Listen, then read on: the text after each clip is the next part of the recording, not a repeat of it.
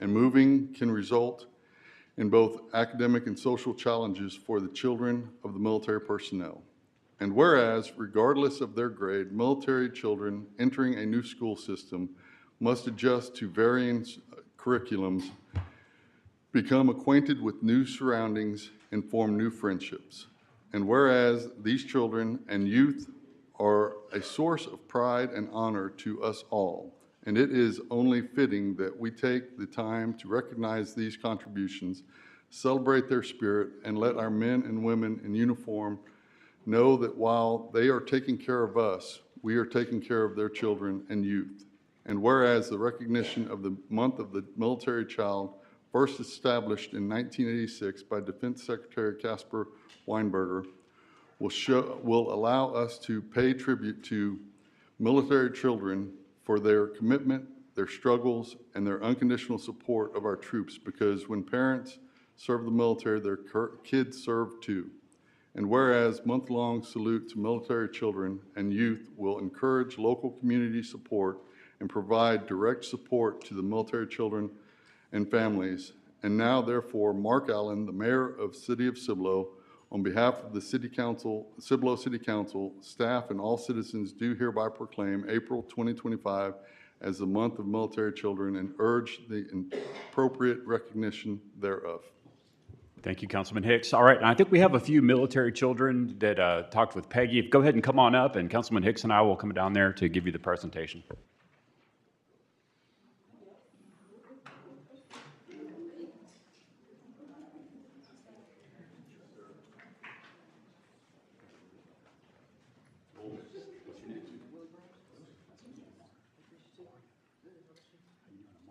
What's your name?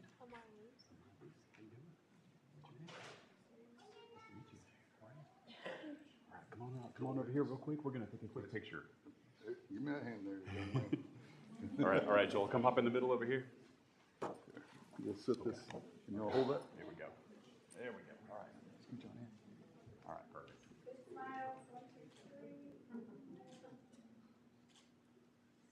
All right. Congratulations. Thank you.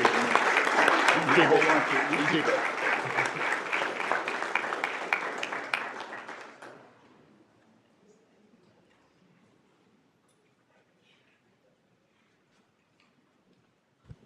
All right, next up, we have Proclamation C, which is Proclamation for Child Abuse Prevention Month, read by Councilwoman Katie Cunningham. Proclamation by the Mayor of the City of Cibolo designating April as Child Abuse Prevention and Awareness Month. Whereas more than 53,851 cases of child abuse and neglect were confirmed in Texas during 2024, and whereas there were 253 confirmed victims of child abuse and neglect in Guadalupe County in 2024, whereas child abuse prevention is a community responsibility and finding solutions depend on involvement among all people, and whereas communities must make every effort to promote and support programs that benefit children and their families, and whereas effective child abuse prevention programs succeed because of partnerships among a variety of entities, including but not limited to schools, religious organizations, law enforcement agencies, child protective services, prosecution agencies, medical professionals, mental health professionals, SJRC Texas Belong, the Guadalupe County Child Welfare Board, Children's Advocacy Centers, court-appointed special advocates, Bikers Against Child Abuse, and other community-based nonprofit organizations. And whereas everyone in the community should become more aware of child abuse prevention and consider helping parents raise their children in safe, nurturing environments, as well as supporting local professionals dedicated to meeting the needs of child abuse victims. And therefore I, Mark Allen, Mayor of Cibolo, on behalf of the Cibolo City Council, staff, and all citizens, do hereby proclaim April 2025 as Child Abuse Prevention and Awareness Month in Cibolo, Texas, and urge all citizens to work together to reduce child abuse and neglect and to significantly improve the response of our community when child abuse occurs in the months and years ahead. Do we have anybody from CASA here tonight? Okay, come on up.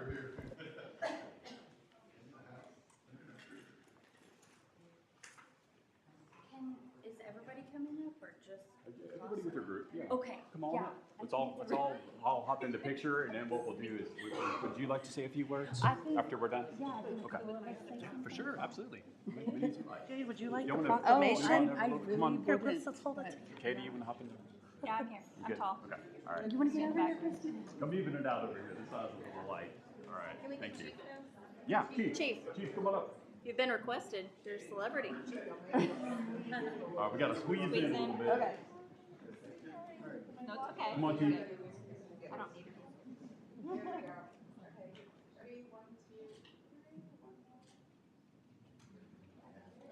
Thank you so much. All right, and then, yeah, if you could, just say a few words, and then as many folks as you'd like to speak. Thank you, Kate. Thank you. Thank you so much. All right. Good evening. Thank you, City Council and the Mayor, for recognizing this important month. My name is Jade Dimitri. I'm the Community Engagement Manager for CASA of Central Texas. And if you're not familiar with CASA, we provide high-quality, best interest advocacy for children in foster care. Just a couple of quick stats, and then I'll pass it along to our colleagues that are represented here tonight as well. In the last fiscal year, CASA was able to serve 392 children in our 4-county area, and that's out of 493 kids that were victims of abuse and neglect. So CASA is serving about 80% of the kids in care right now, and our goal is always going to be to serve 100% of the kids in care, and we can only do that with your continued support. We were recipients of your strategic partnership grant money this past year, and we very much appreciate your support in that way. We are going to be applying again, so keep us in mind. But the City of Cibolo is always supportive of CASA. A lot of you are familiar faces to me from community events around town, and we just really appreciate you continuing to help us spread awareness and educate the community on this important issue. Christy? Make sure you apply for it again because we're looking at that. we are. Yeah, okay. Don't you worry. Hi, I'm Christy Williams with the Advocacy Center, the Guadalupe County Children's Advocacy Center. We are also applying. Yes, absolutely. Absolutely. There's enough to go around.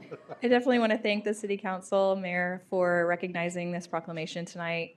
Also, thank you for allowing us to put up pinwheels to raise awareness as well. In 2024, we served 903 children, so there's 903 pinwheels at every one of the 14 pinwheel locations across our county. And we would not be able to serve those kiddos without the support of the community and all of the fundraising efforts that we have as well, and grants. So we thank you for that. We are partners with law enforcement, child protective services, prosecution, medical, mental health professionals, and CASA belong as well. They're under the umbrella of Department of Family and Protective Services. And we serve children and families when there are allegations of child abuse and neglect. We are on the front line, so we come first, and then down the road there's CASA. So we both are very important nonprofits, but we do serve in different capacities, and I think people get us confused a lot, so it's good to point that out. We conduct forensic interviews of children, which are effectively their statements for the investigation and can be used later in court.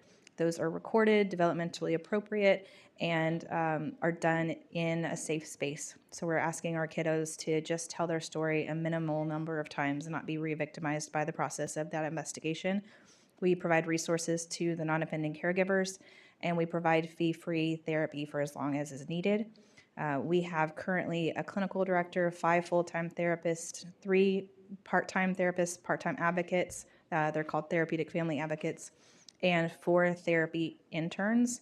We have over 250 clients in counseling right now, and we still have a wait list because it's very specialized and there's not anyone else we can refer a lot of these kiddos out to.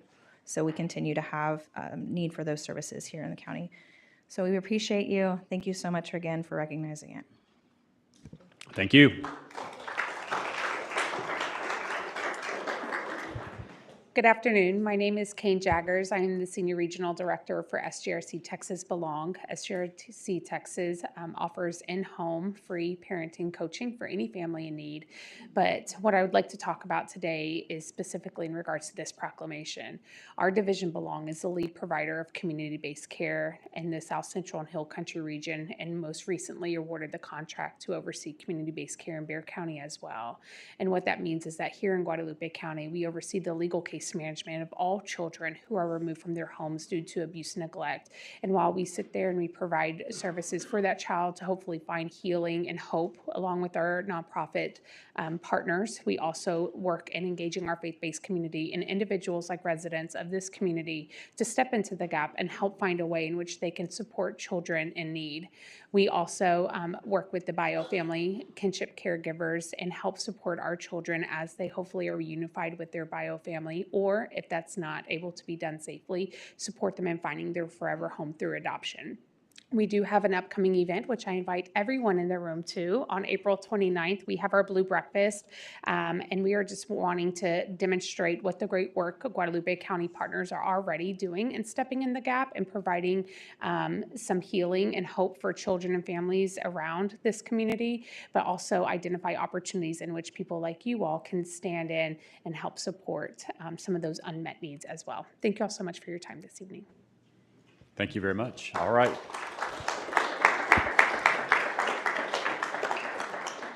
Just wanted to say thank you very much to all of y'all from CASA for everything that you do for everybody in Guadalupe County, in Comal, and Bexar counties, and thank you very much for all the great work that your organization does. And if you would, please stick around for a few more minutes. We have three more proclamations we're going to do that have to do with Crime Victim Rights Week and then also National Sexual Assault Awareness, and so we'd like to have y'all for those presentations as well. So the next one is going to be read by Councilman Mahoney, which is Proclamation D, Proclamation for National Crime Victims' Rights Week. Councilman? Okay. Proclamation designating National Crime Victims' Rights Week in Cibolo, Texas, April 6 through 12 of 2025. Whereas millions of Americans are victims of crime each year, and these crimes also affect family members, friends, neighbors, and coworkers. And whereas crime can leave a lasting physical, emotional, or financial impact on people of all ages and abilities, and of all economic, racial, and social backgrounds. And whereas in 1984, the Crime Victims Fund was established by the Victims of Crime Act to provide a permanent source of support for crime victim services and compensation through fines and penalties paid by convicted federal offenders. And whereas the Crime Victims Fund today supports thousands of victims assistance programs who provide help and support to child victims of violence and sexual abuse, stalking victims, survivors of homicide victims, victims of drunk driving crashes, and victims of domestic, dating, and sexual violence and other crimes. And whereas by ensuring that federal offender criminal fines and penalties are deposited into the Crime Victims Fund, Congress affirmed that those who commit crimes should be held accountable for the impact of their actions.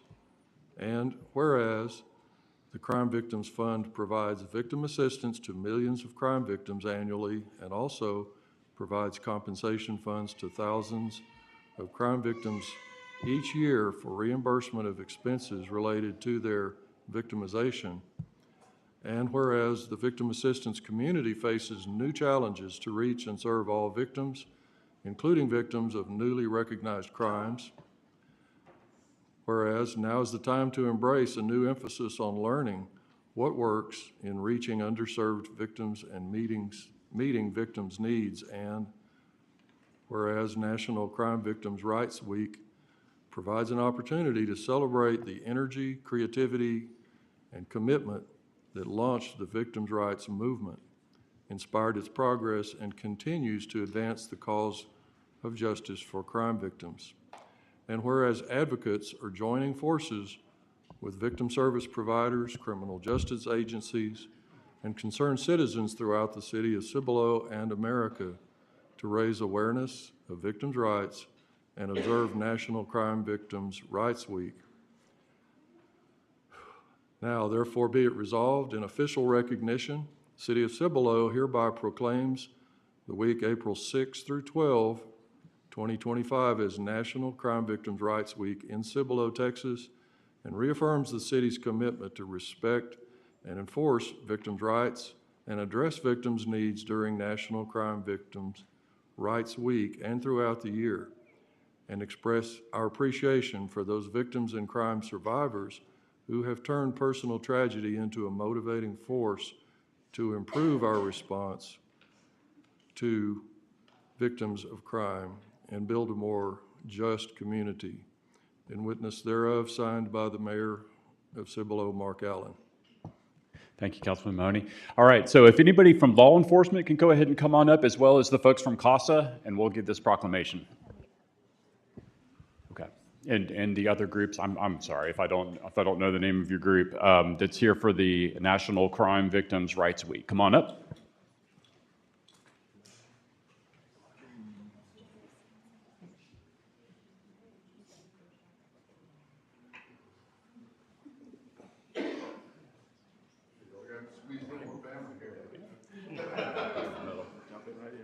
All right, come on, Councilman. Come on this way.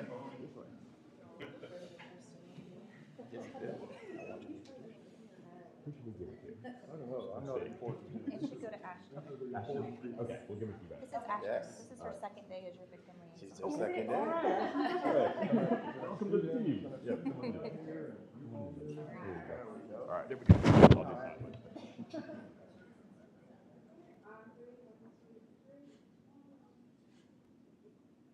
Thank you, Ashton. All right, thank you. All right.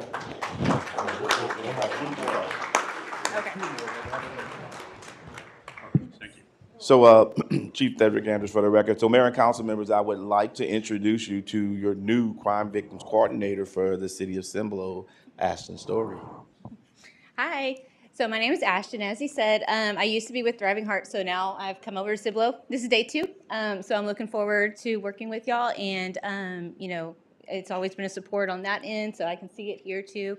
But just thank y'all very much. Welcome to Team Cibolo, Ashton. Thank you. Thank you.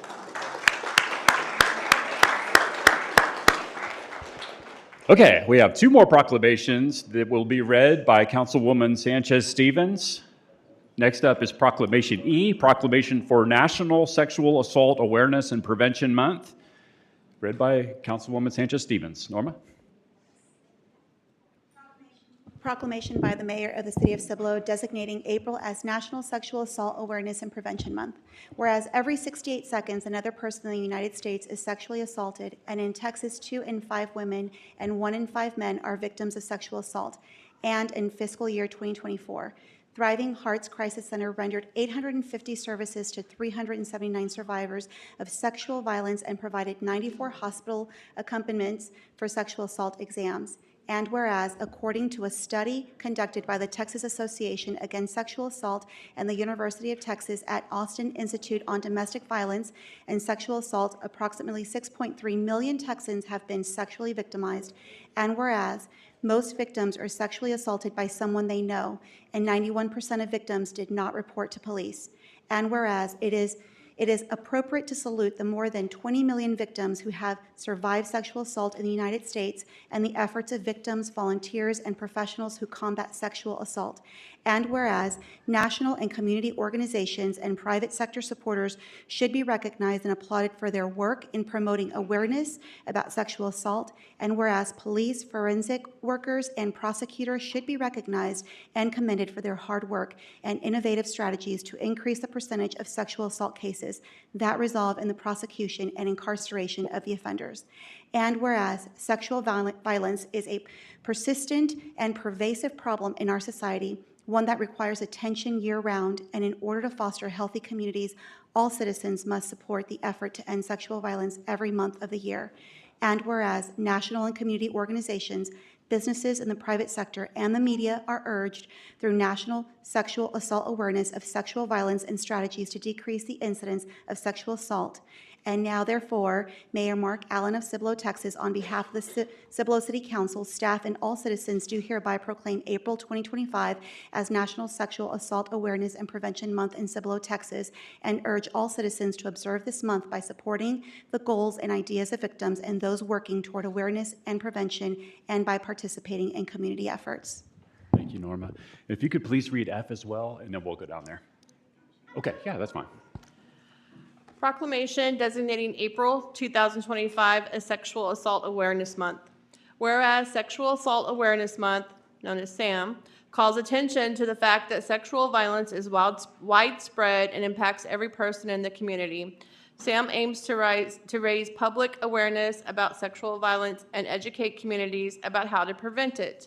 And whereas Cibolo residents who are sexually assault survivors are valued members of the community as employees, volunteers, business owners, loving family members, friends, role models, and whereas Sexual Assault Awareness Month has been recognized annually during the month of April since 2001, on this month, the 24th anniversary of Sexual Assault Awareness Month, we as a community will continue to raise public awareness and educate our residents on prevention against sexual violence. And whereas for 38 years, the Comal County Crisis Center has served countless survivors of sexual assault and has provided wraparound services, staff and volunteers of the Crisis Center of Comal County and other prevention-related programs in this county to encourage every person to speak out when witnessing acts of violence, however small, speak up when they hear others make light of sexual violence, stereotypes, or gender bias. And whereas, with leadership, dedication, and encouragement, there is compelling evidence that we can be successful in reducing sexual violence in our county through prevention education, increased awareness, and holding perpetrators who commit acts of violence responsible for their actions. And whereas, as we strongly support the efforts of national, state, and local partners, and every resident to actively engage in public and private efforts, including conversations about sexual violence, how to prevent it, how to help survivors connect with services, and how every segment of our society can work together to better address sexual violence. Now, therefore, I, Mark Allen, Mayor of City of Cibolo, Texas, on behalf of the City Council, staff, and all citizens, do hereby proclaim April 2025 as Sexual Assault Awareness Month in Cibolo, Texas, and urge residents to join the Crisis Center of Comal County, anti-sexual violence advocates, and support service programs, and on behalf of all community members, must be part of the solution to end sexual violence. Thank you, Donetta. Okay, come on down there, Norma. You want to come, Katie?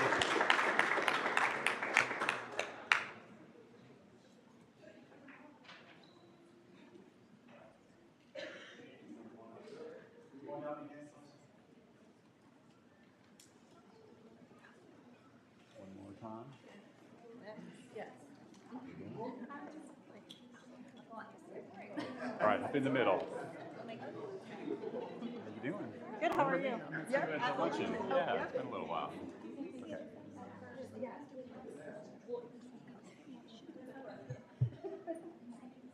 Okay. All right, take your time.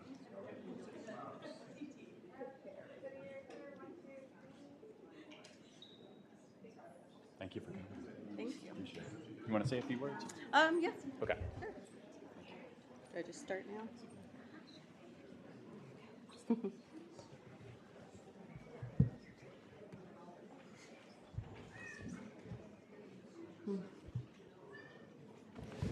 Hello, my name is Melissa Wirtz. I'm the Chief Impact Officer over at Thriving Hearts Crisis Center.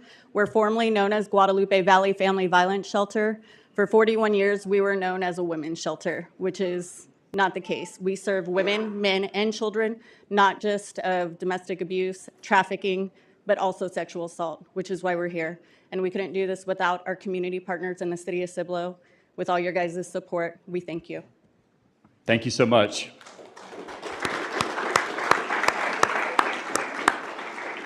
Good evening. My name is Lacey Booker. I'm with a local community-based forensic nursing program, Bluebird's Hope. We serve 11 counties, but we're especially privileged to have the support of Cibolo. So I just wanted to say thank you tonight for y'all just observing this month for child abuse, crime victims, survivors, as well as sexual assault. So thank y'all very much. Thanks for all you do. Appreciate it. All right, so we are going to skip agenda item 6 because we already covered that in our meeting prior to the regular council meeting and our special meeting. So we're going to move on to citizens to be heard. This is the only time during the council meeting that a citizen can address the city council. It is an opportunity for visitors and guests to address the city council on any issue, to include agenda items. All visitors wishing to speak must fill out the sign-in roster prior to the start of the meeting. The city council may not deliberate any non-agenda issue, nor may any action be taken on any non-agenda issue at this time. However, the city council may present any factual response to items brought up by citizens. Attorney General Opinion JC 0169, limit of 3 minutes each. All remarks shall be addressed to the council as a body. Remarks may also be addressed to any individual member of the council so long as the remarks are about of matters of local public concern and not disruptive to the meeting or threatening to the member or any attendee, including city staff. Any person violating this policy may be requested to leave the meeting, but no person may be requested to leave or forced to leave the meeting because of the viewpoint expressed. This meeting is live streamed. If anyone would like to make comments on any matter regarding the city of Cibolo or on an agenda item and have this item read at the meeting, please email citysecretary@cibolotx.gov or call 210-566-6111 before 5 p.m., the date of the meeting. First on our list, we have Mr. Terry Hines. Welcome, Terry.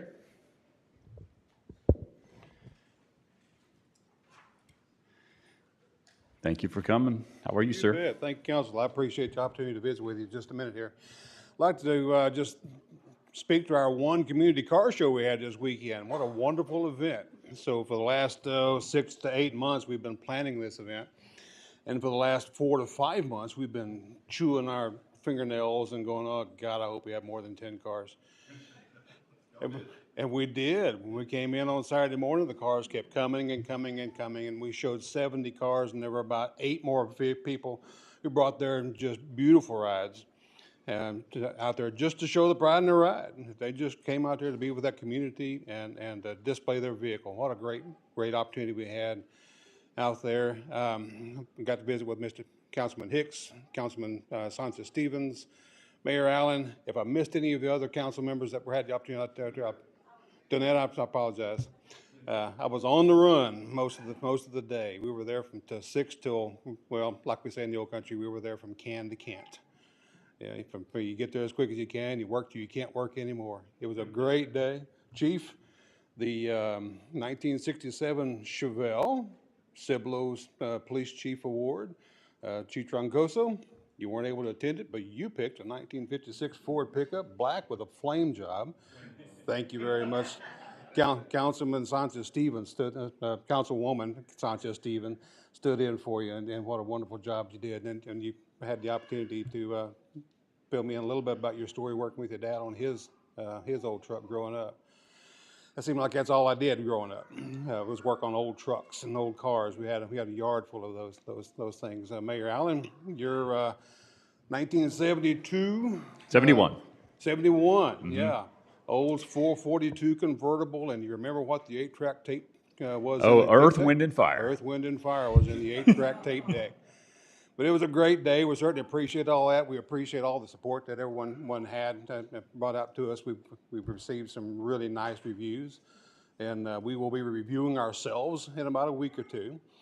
But this whole event was a collaborative effort of our Cibolo Citizens Police Department alumni and our Shirts Police Department Citizens Alumni Group. We all came together as complete strangers and left as lifelong friends.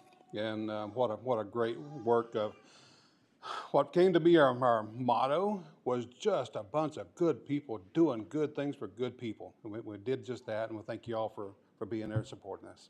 Thank you all. Thank you so much for organizing this great event, Terry. Appreciate it. Terry, I would have loved to have brought my car, but we had a workshop that day because I've got a couple of them I would have liked to have brought. So yeah, y'all did a wonderful job of splitting your time to a multitude of things. Yes, sir. You had the But thank workshop, you had the egg hunt, you had the car show, and then some family time somewhere in the middle of all that. Yes, sir. So thank y'all so much. It was great. Thank you, Terry. Mayor and council members, I really just want to thank Mr. Hines and all of our members from our Citizen Police Academy, as well as the Shirts Citizen Police Academy. We appreciate all that they do, especially for our public safety department, It was a wonderful event, a lot of work, late meetings at the police department was had, but you guys truly did a fantastic job. Thank you.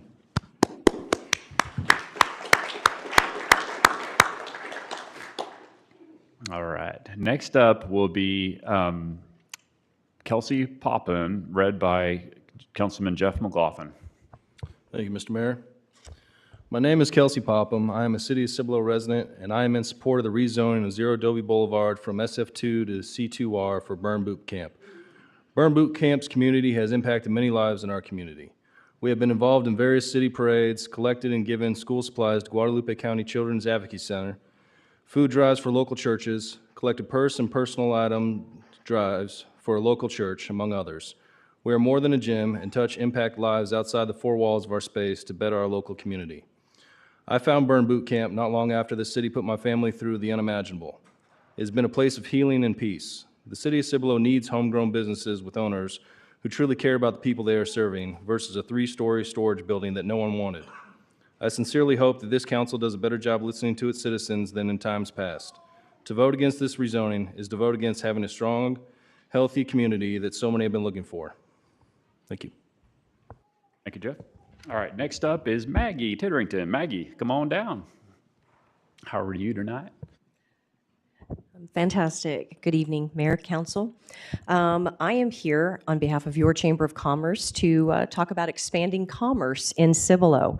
I see that you have a public hearing, number 14 tonight, and it's about discussing a request for a variance for Grampy's Pizzeria to sell beer and wine within the city. And of course, there's concern because there is an ordinance about selling alcohol too close to a school.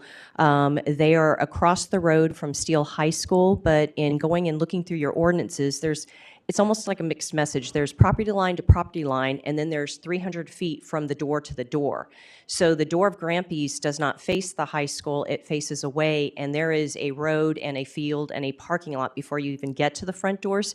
So I would just ask, I don't know if a proper measurement has been done yet, but in your discussions, if you could consider that, because looking at Google Maps, and we know how accurate Google Maps is, it looks roughly like 500 to 600 feet just going across to actually get to the building of where Steele High School is. So as you're considering that, Grampy's, Aaron has been a businessman, like I said, going on 2 years, wants to stay in Cibolo, feels like this will be a little added nice Friday, Saturday night, probably date night, added to mom and dad going out, but don't really see it as something that is going to be threatening. It's not a liquor store, it's nothing like that. So just ask for your consideration on that.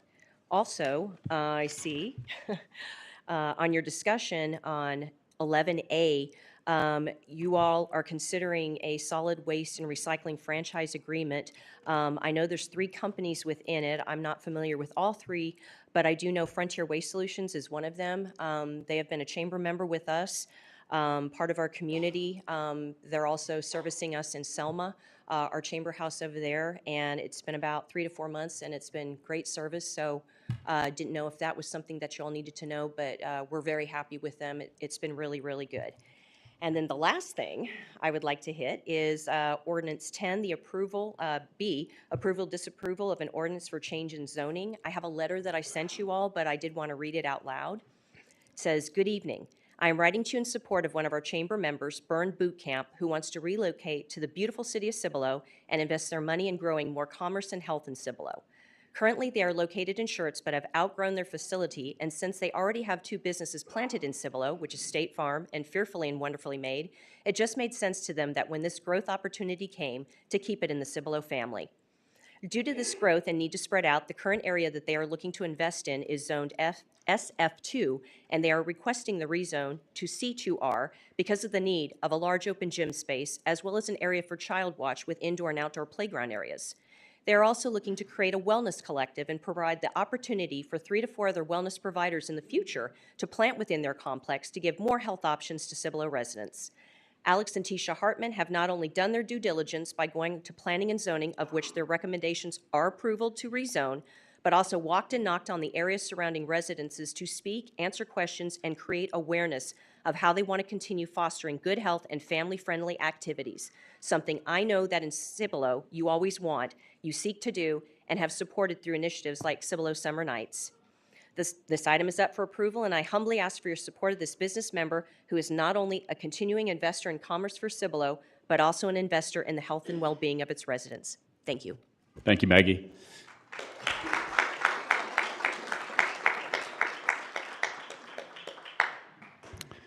Next up, we have Mr. Tom Armstrong from Republic Services. Welcome, Tom.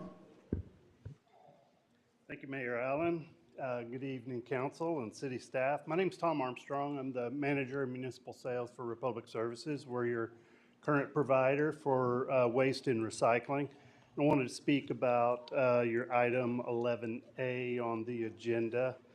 When I was growing up, my father was fond of saying that if something's not broke, don't fix it. And I think there's wisdom in that sentiment, and especially when considering the current RFP for solid waste. Republic Services has been a reliable partner for the city of Cibolo for 8 years, ever since we acquired Bear Waste back in 2017. Over this period, both residents and city staff have given positive feedback, with the 2 finalists for the RFP scoring essentially neck and neck. Is that small difference truly significant enough to risk switching to an unproven alternative? I do believe that the scoring method used in the process was fair. However, I do think there's a couple factors that need to be considered. Number one is incumbent performance, and there was no reward or even penalty in the process for the job that the incumbent has done. Republic has consistently provided good service and demonstrated active involvement in the community through numerous donations, donations of services, some touch a truck events, so on. That should count for something when evaluating the proposal. The second item is the transition plan consideration. And while every transition plan is designed to be smooth, in reality, we have to acknowledge that no matter how thorough the plan, there will inevitably be bumps in the road. It's important to consider the potential disruption to services in the city during this transition period. Switching providers may not be as seamless as it seems on paper, and it's essential that we weigh that potential risk. If we are awarded the contract, our transition would be seamless. Our drivers already know the routes. They know the ins and outs of the city. There would be no ramp-up time or learning curve needed. Last thing is demonstrative responsiveness, whether to simple inquiries from city or customers to resolving issues or concerns. We're a proven community partner delivering a world-class customer experience. In conclusion, while a small difference may exist between the 2 finalists or 3 finalists, there may seem to be reasons to make a change. We need to carefully consider the long-term impact of transitioning away from a trusted city partner. The adage might be worth considering that if it isn't broke, maybe we shouldn't fix it. Thank you. Thank you, Tom.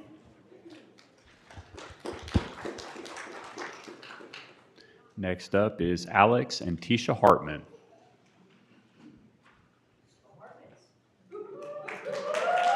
Welcome.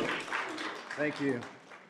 Thank you, Mayor and Council, for taking the time to consider our rezoning request. We greatly appreciate that. Just wanted to make a quick recap of some really important points. First of all, my wife and I, we have an extreme passion for serving our community. We have a long track record of doing that. And Burn Boot Camp is also so much about community. And you've heard from our Burn members how this project would also help the Cibolo community. The easements this property has make residential development cost prohibitive, and residential zoning is not the best use for this property. With the C2R zoning, the easements this property has naturally serves as a buffer to the nearby residents. And even better, these same easements can be used to create a trail system and parks, and that's something that the nearby residents did say was important to them. Traffic will not be an issue. Borgfeld is a 5-lane road, just like FM 3009, just like FM 78. It has the same capacity, even more capacity than 1103 has. After camps, our Burn members like to hang out. They talk, catch up on what's going on, and they do not all leave at one time. It's a gradual exit, so there would not be large numbers of vehicles exiting the property all at the same time. And the lanes of traffic used to exit from Dobie onto Borgfeld, those are going to be completely different lanes of traffic than what are used by Dobie Junior High. We do have both the engineer and architect that we've selected for this project here, should you have any questions for them. And again, we thank you for your time. Thank you.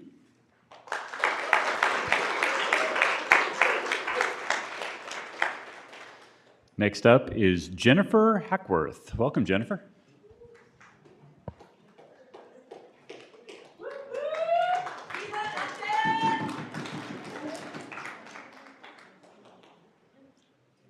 Good evening. Thank you for taking the time to hear us again. My name is Jennifer Hackworth, and I spoke at the last meeting, so I'm going to keep my part short this evening.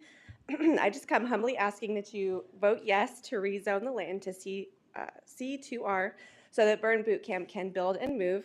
You will be voting yes to supporting small business, a healthy community, and an overall positive impact for Cibolo. These are my daughters. I mentioned last time that I homeschool, and so these are my daughters. This is Athen. She is 9. She's in 3rd grade, and this is Eva. She is 7. She's in 1st grade. They have grown up at Burn for the most part, but I wanted them to come here and see the process. Since we do homeschool, this is no better lesson than seeing something in person. So I wanted them to see how the process works and know that their voice can make a difference. So, Athen. My name is Athen. I have been going to Burn with my mom since I was 4 years old. My favorite thing about Burn is the people. I get to see my best friends and help take care of the babies. Please vote yes because I would like to have a bigger child watch you. Thank you for your time.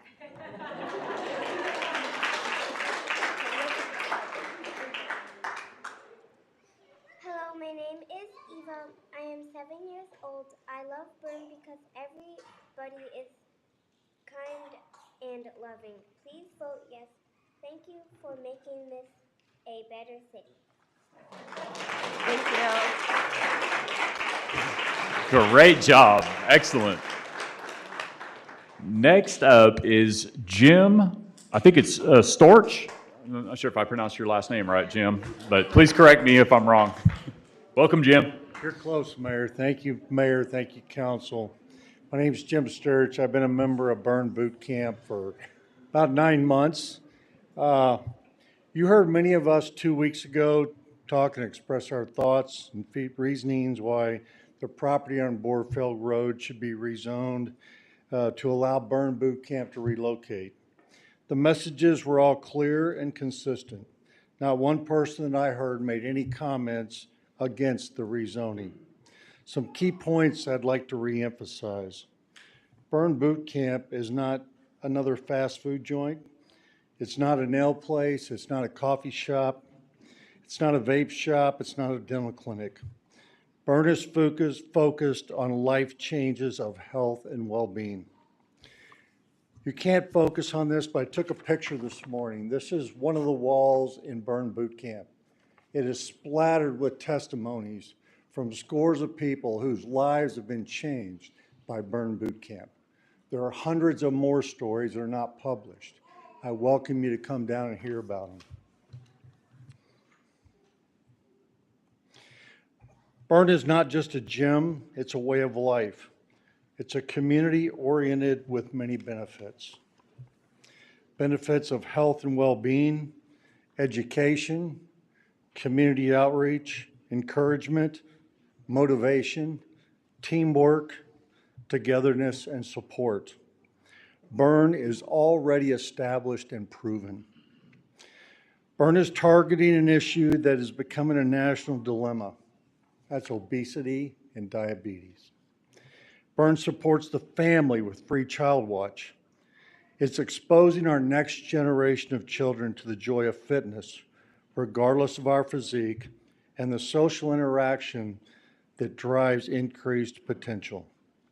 Last, Borgfeld Road is already a 5-lane road. The environment around it begs future commercial development and is not contractive to residential property. I ask you tonight to vote and choose now to allow Burn into your community. Thank you. Thank you, Jim.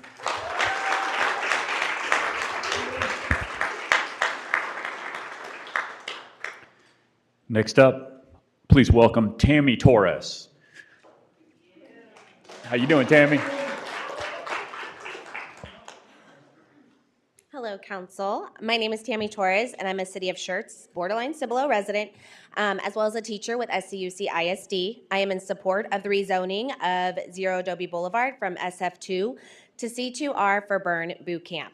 I moved here from Kyle, Texas in December 2021 with my husband and my 2 children. My husband is a City of San Antonio firefighter, which is why we moved here, to get a little closer to his fire station without having to be in San Antonio.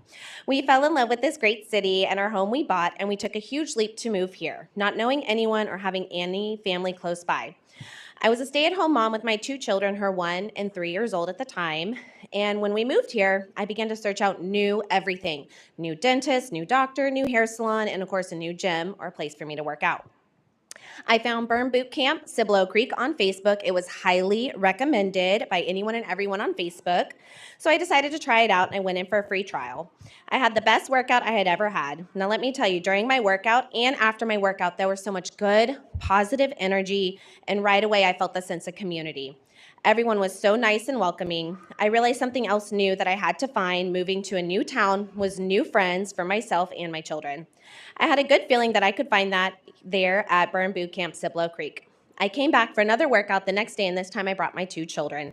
I wanted them to try out and experience the child watch room. My children had never been in a child care setting before. I was a stay-at-home mom, and I had only left them with family before. This was a big step for us.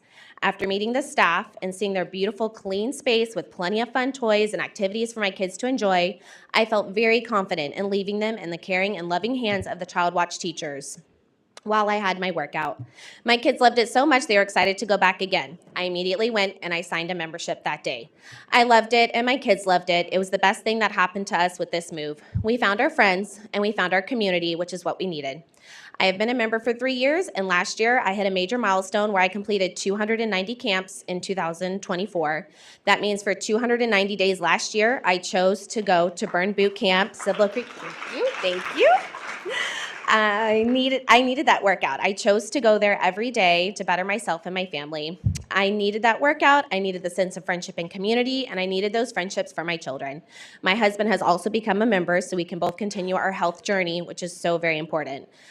Burn Boot Camp does so many things that we love: smoothie Saturdays, Easter egg hunts, family movie nights, kids workout camps, wellness classes, so many wonderful things they offer. I know Tisha and Alex and all of our Burn Boot Camp trainers have their whole hearts and souls in everything they do for us. I know they want bigger and better things for us, and that is their goal with purchasing this land.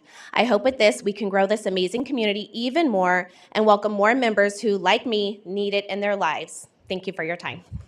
Thank you.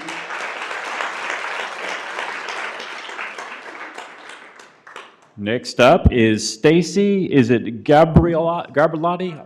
I'm sorry if I pronounced your last name wrong, Stacy. Welcome. Hi, I'm Stacy Garbelotti. I've been a resident or a Cibolo citizen for the past 20 years.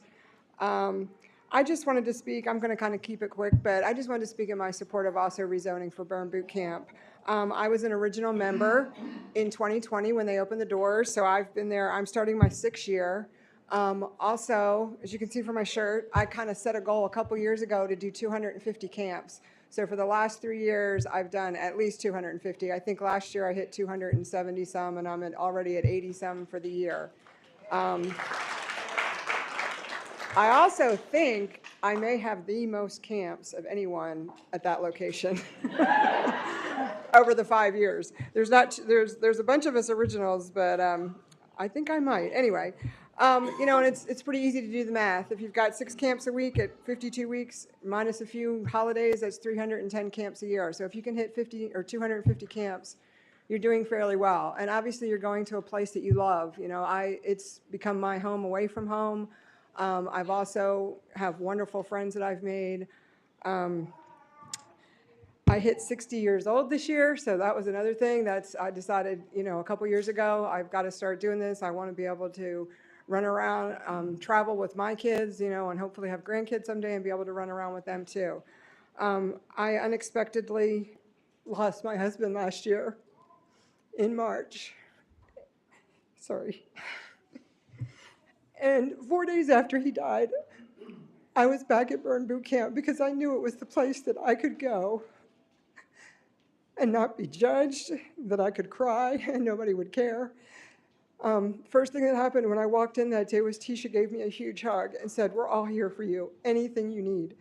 And they've all been extremely supportive. And believe me, there's been a lot of tears shed on that floor over the last year. Anyway, I just wanted to close by saying I was telling my son the other night about the rezoning and that I was going to talk. And his comment to me was, "Mom, that gym is the best thing that ever happened to you." And I have to say I agree with him 100%. Thank you. Thank you, Stacy.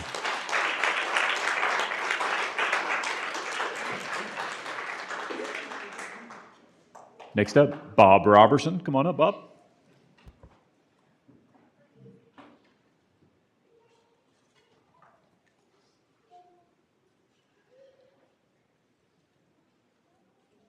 Thank you, ladies and gentlemen. If I could take a few more minutes of your time tonight, and I'm going to take my Cibolo ETJ hat off and put on my Green Valley Board of Directors hat.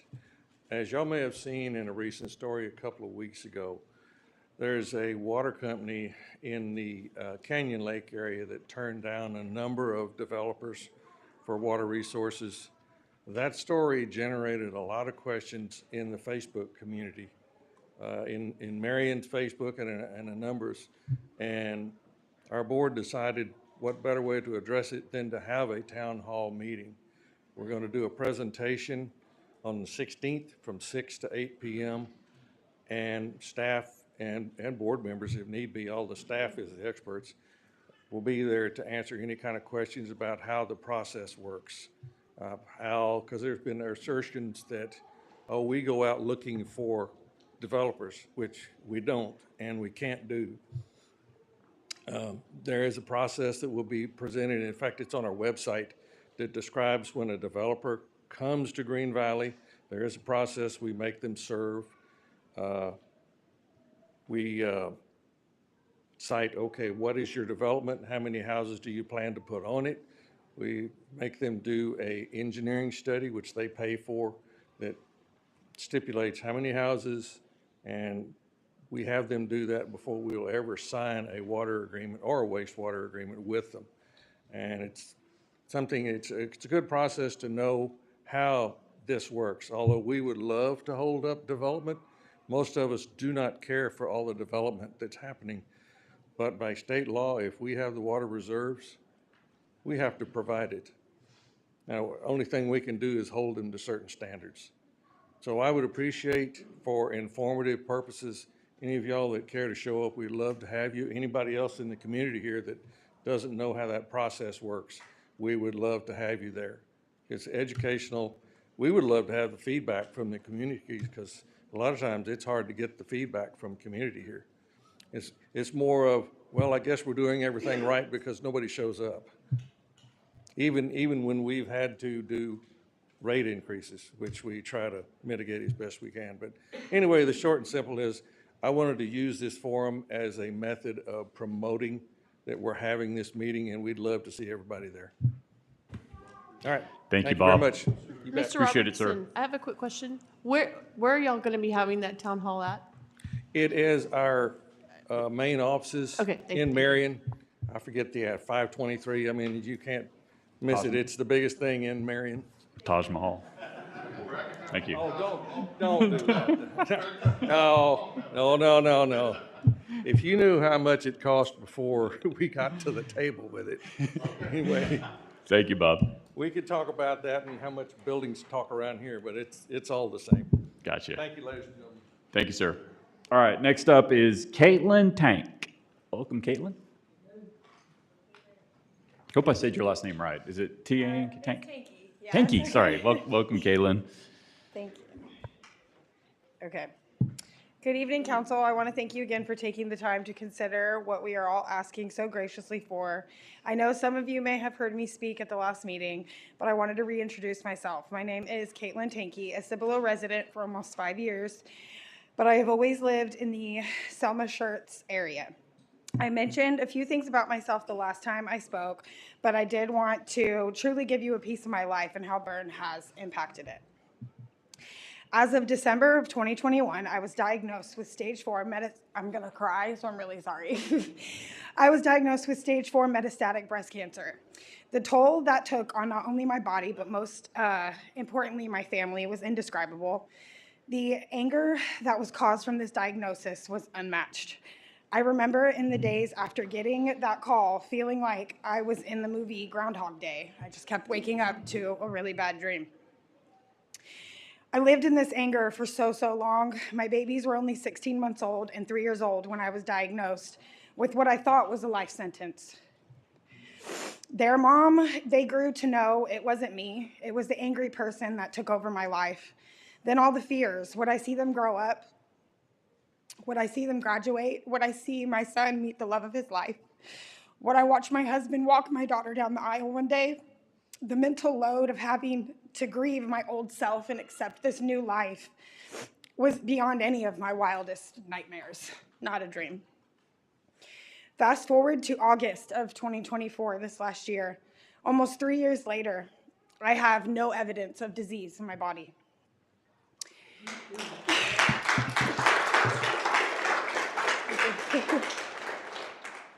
But the anger, it will always be in the pits and the depths of my soul, or so I thought.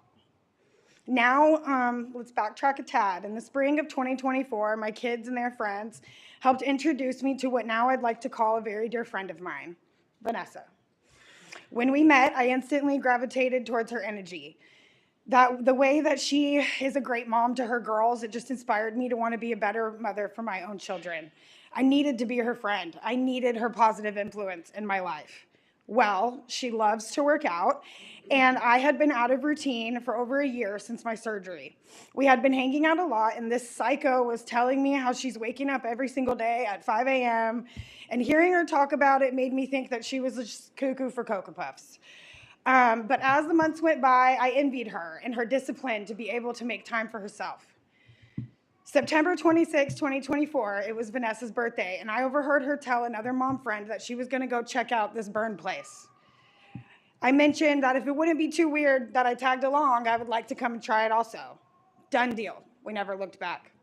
It's crazy how one day you walk into a place and it changes the trajectory of how you're going to live your entire life from here on out. Now, my anger, it's gone. It was replaced with confidence and happiness. My sadness, it was replaced with hope and community. What I thought was such a lonely journey fighting for my life turned into this amazing plan God had for me, and Burn was a part of that plan. Makes me wish I would have walked into that building a little bit sooner. Maybe my journey wouldn't have felt quite so lonely. This place was a part of the plan all along, regardless of when I walked into those doors. I'm just glad it was there to help me get healthy again, to help keep this disease gone out of my body in the name of Jesus. I'm really sorry. I never thought I could love a physical location. And I feel like I should be on an episode of My Strange Addictions. And to think I have to get my butt up and get dressed every day. These workouts they do are hard. But living with depression and anxiety and anger, it's a lot harder. Thank you, Burn Boot Camp, for changing my life and helping to continue to save it every day and having a place for me to come and create a better version of myself. Your consideration in allowing us to grow our facility for not only me, but for the individuals that need out of their own heads, for the moms that need their life saved from postpartum depression, and for the cancer survivors that need to give themselves a second chance at life. Thank you, so Caitlin. much for your time. Appreciate it.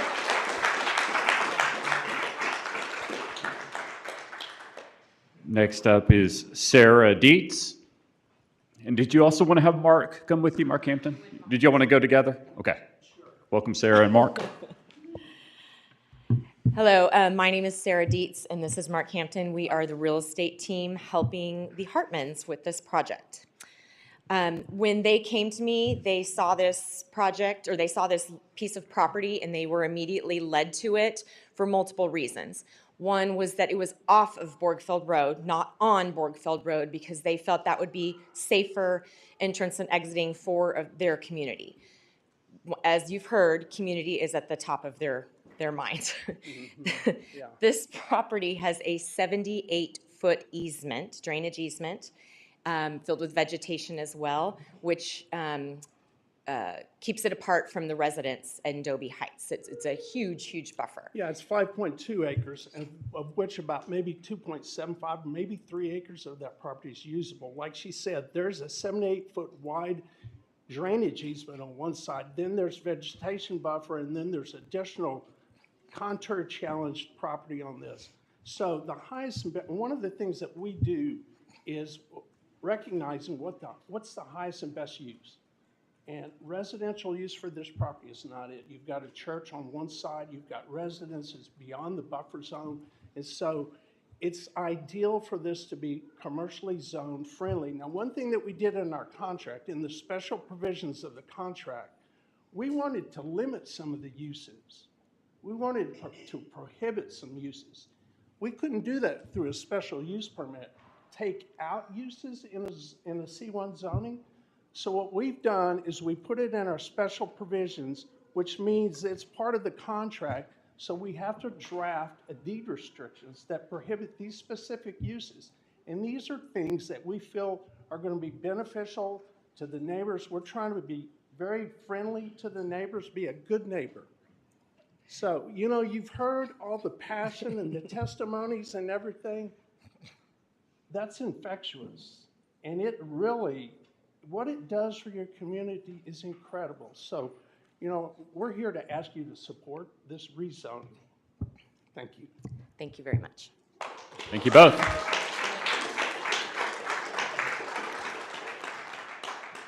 Next up, Tammy Boyd.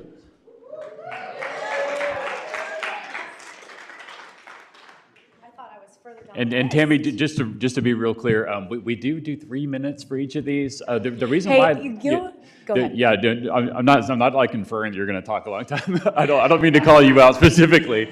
I just wanted to say that the difference between last time, it was a public hearing and you could talk as long as you wanted. Did they set you up? What's that? Did they set you up? No. Because they talk about my timer a whole Right. lot. Oh, do they? My 60 seconds compared to their 60 seconds. Right. Okay. I brought my phone this time. Okay, perfect. I brought my phone. Thank you, Tammy. Okay, well, hi. My name is Tammy. I'm the lead trainer at Burn Boot Camp, and I have been since we opened our doors in January of 2020. And I could sit up here all day long and tell you everything that I love about Burn. But one thing I did want to share with you guys today, different than the other day, is our mission statement. We talked a little bit about our one of our values being people first, and you know we hold true to that. But I would like to share our mission statement. Our mission is to ignite global health transformation through empowering women and men to maximize the quality of their lives. We seek to build confidence, happiness, and disciplines that transcend fitness into a community of mentally, emotionally, and physically strong men and women. We vow to educate, influence, and inspire every life that we touch with knowledge in our head, love in our heart, strength in our body, and passion in our soul. And while I may not have that memorized, like I feel like I probably should, 8 years into my burn journey, I can tell you with confidence that that's something that we do every single day and we hold true to it. Burn is more of a gym. We don't just pick up heavy stuff and put it down. We're not just doing burpees all day, although we do a lot of them. But it is definitely a space where we invest in not just our members on the floor, but their families. Whenever mom and dad are strong and confident, that transcends to their kids, and their children are strong and confident. We're playing a really big role into building our future. I have an almost 4-year-old son, and we had a push-up competition in my driveway, and I will never let him win. I will never let him win. That is my goal. Tish and I have spent countless hours on the phone and in meetings, dreaming of what Burn's future home might look like. And one of those have always been building a permanent home for us, for our members, a permanent space where children like mine and Athen and Eva can have a large child watch space with Xboxes and beanbags and whatever else that might look like. But just the mere fact that we're here today tells me that we are so close to one of our goals, and I believe that we're just barely scratching the surface. It's the beginning of what I see being, it's part of our future. Not only our members who are grown adults with jobs, but their kids as well. Tisha and Alex are literally the dream team, both of them deeply rooted in Cibolo with 2 other thriving businesses. Why we wouldn't add a third to the ticket, I don't know. They're great business owners, they're great leaders, they're great mentors. They've both impacted my life tremendously, both as a professional and personally as a wife and a mother. And even as a citizen of Cibolo, take the burn trainer out of me. I would want nothing more than to see a wellness collective come to the city of Cibolo, investing in our kids and our other citizens here in Cibolo. I believe that Burn Boot Camp absolutely belongs on Dobie Boulevard, and I really hope that you guys see that as well. Thank you. Thank you, Tammy. 3 seconds.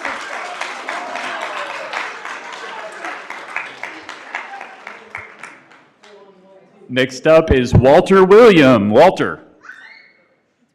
Oh, Walt. I'm sorry, Walt. Walt Williams.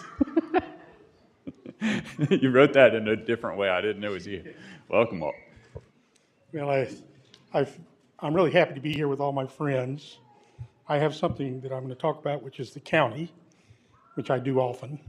But before I do, I started to say, even though I signed up to talk about the county, that I was going to come up here and complain about Burn Academy and tell you to not do it.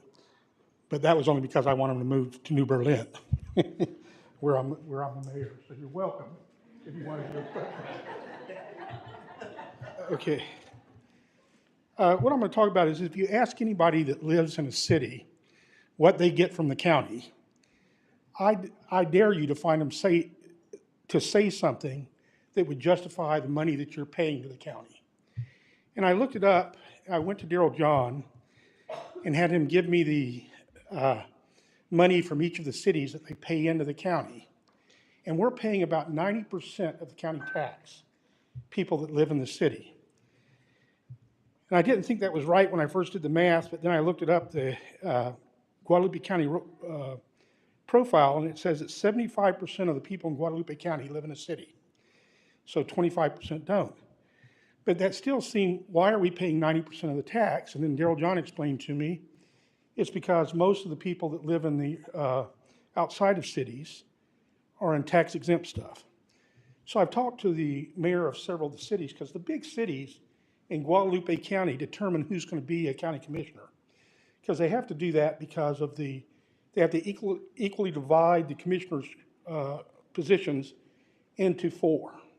And to do that, they have to use the 4 big cities in Guadalupe County, and then they just fill it in with a few other people that are in the other cities and in the county. So the reason I'm talking to you is I think that we should get with the county and tell them, and I've been trying to do this as a mayor, that they need to start helping the cities, because their position is, if you live in the city, we shouldn't be doing anything for you. So the only thing that they do for us is that we go hat in hand to them and we beg them to help us with the road or something.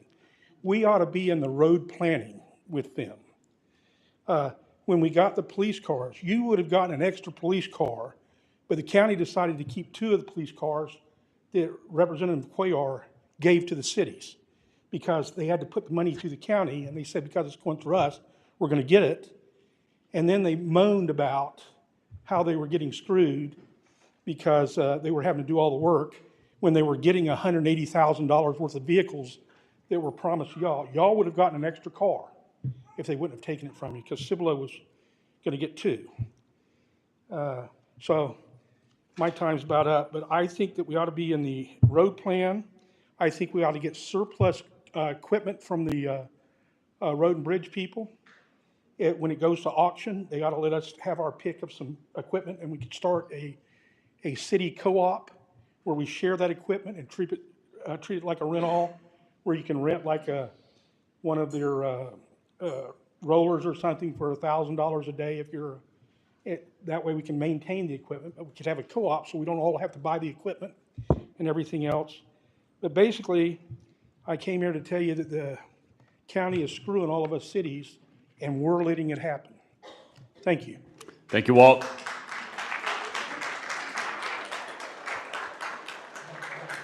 Next up is Mark Batrizas. I don't know if I pronounced your name right, Mark, but come on up, sir.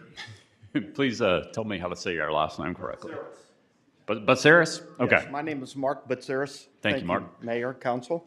I'm a Cibolo Tolly resident, and myself and some of the other residents on Cibolo Tolly are kind of concerned about our property, has it been rezoned? Because we have a paving contractor operating out of 114 Cibolo Tolly.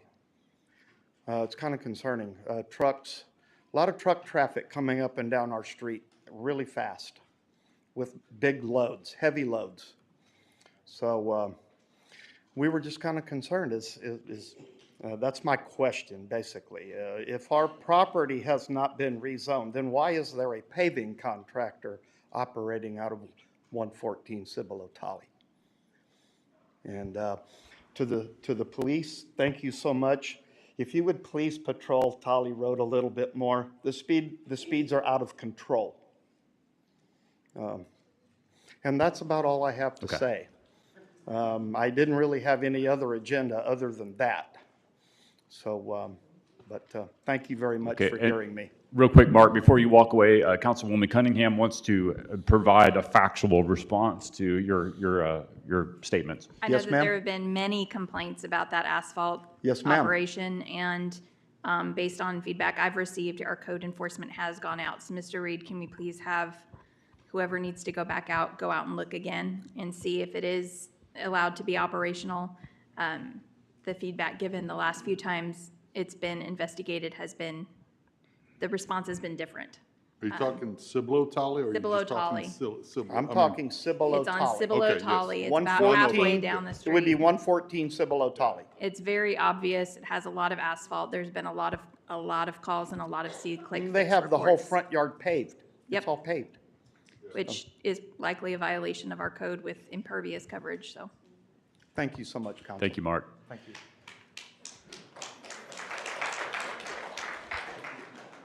All right, so we have one email read by Joel Hicks. Go ahead.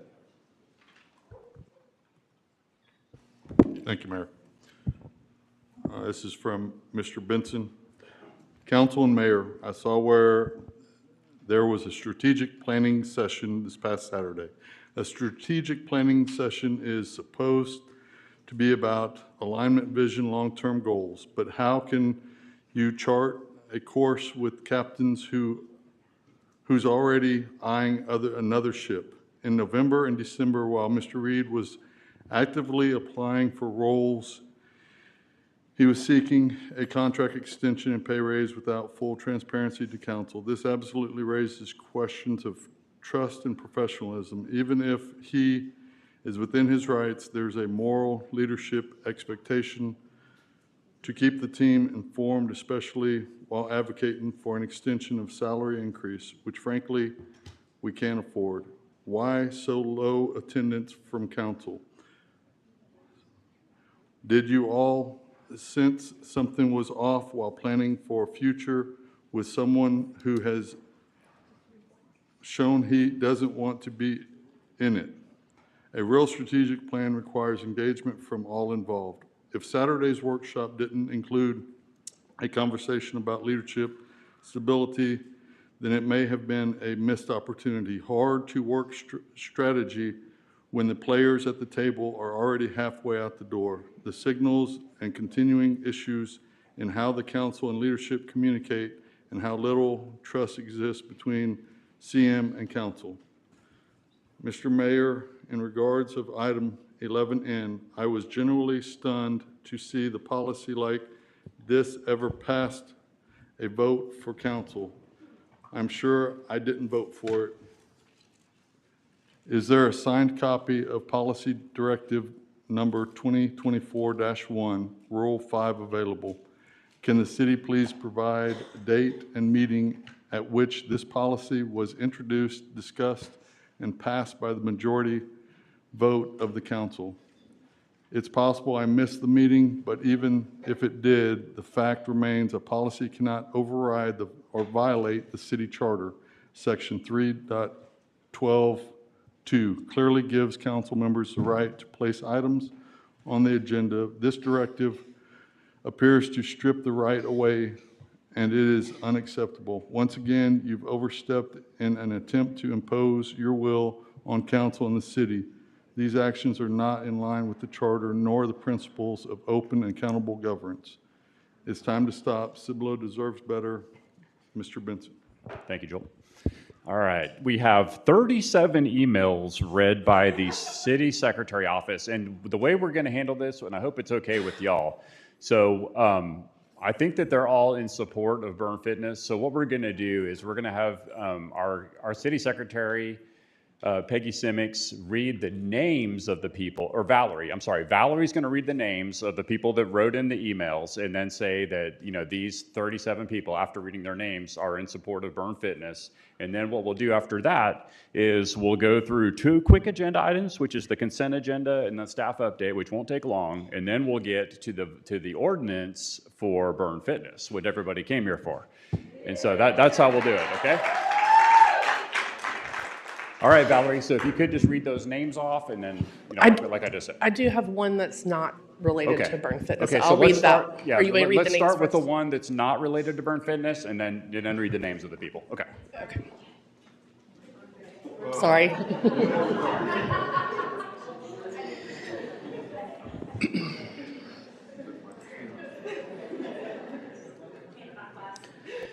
Okay, this is from Mr. Michael Richardson.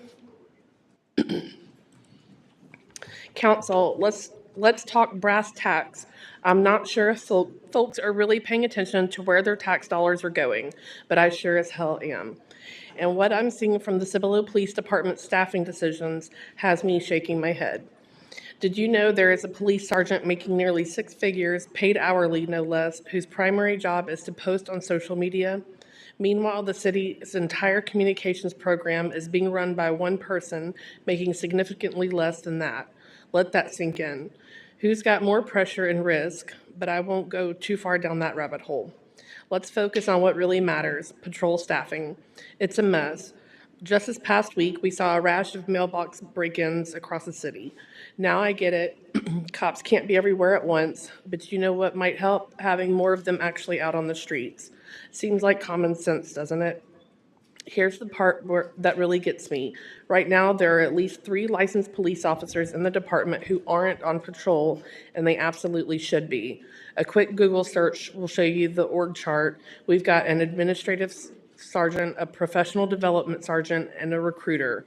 All important roles, sure, but none of them need a badge and gun to be done.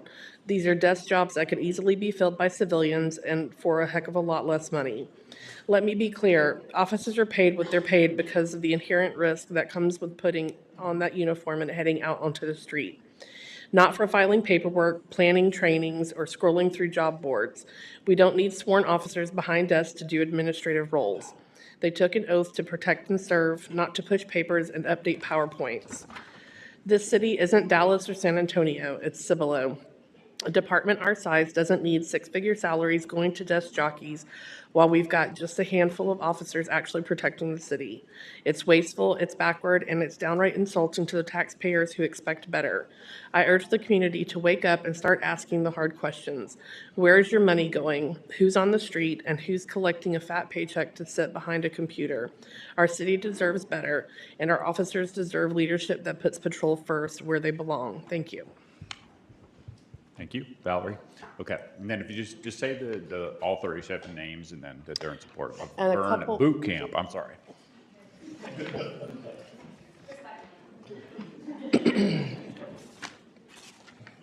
Okay, as Mayor noted, we did have 36, 37 I think was with the, but I'll read those names off now. We had Maggie Titterington, Tammy Torres,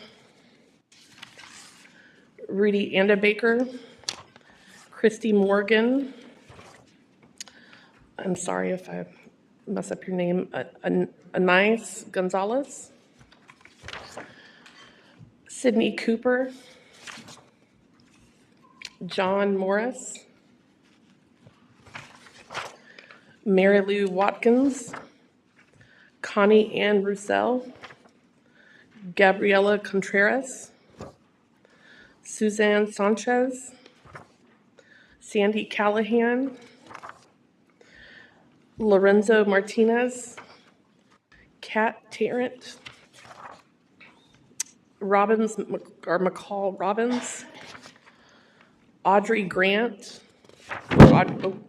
or Audrey Lay, Anthony Etheridge, Wade Bennell, Cassie Sinha, Megan Fine, Allison Lockwood, Ingrid Martinez, Vivian Lewis, Wendy Conrad, Sam Harris, Stacy Barbie, Claire Boomhauer, Savannah Caroon, Leticia Cameron, Kersey Cup, Stephanie Dixon, Karen McConnell, Tiffany Figueroa, sorry if I mess up, Figueroa, sorry, Kelsey Popham, Angela Day, Vanessa Santos, Tamara Rose, and that was it.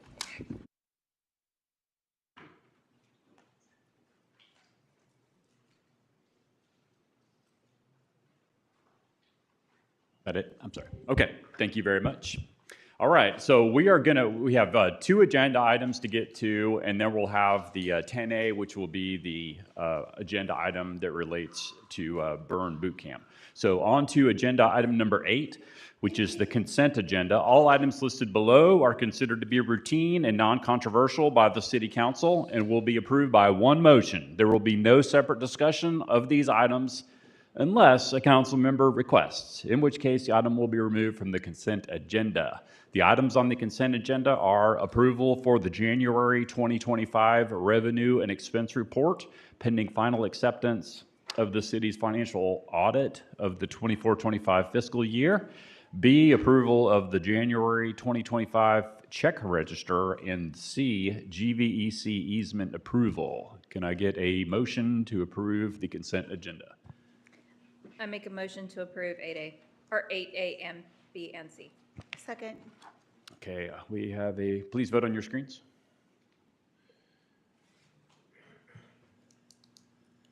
Item carries 7-0. On to number 9, staff update. Mr. Reed.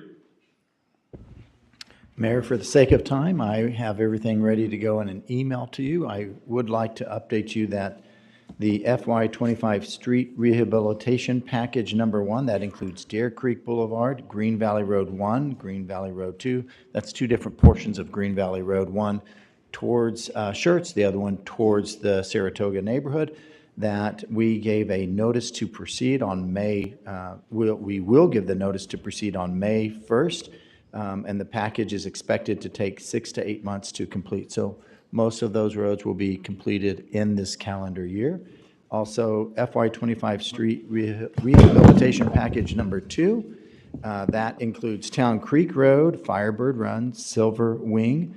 We will advertise by the end of April for bids, and these projects should be in front of council sometime in June for award of contract and under construction sometime in July.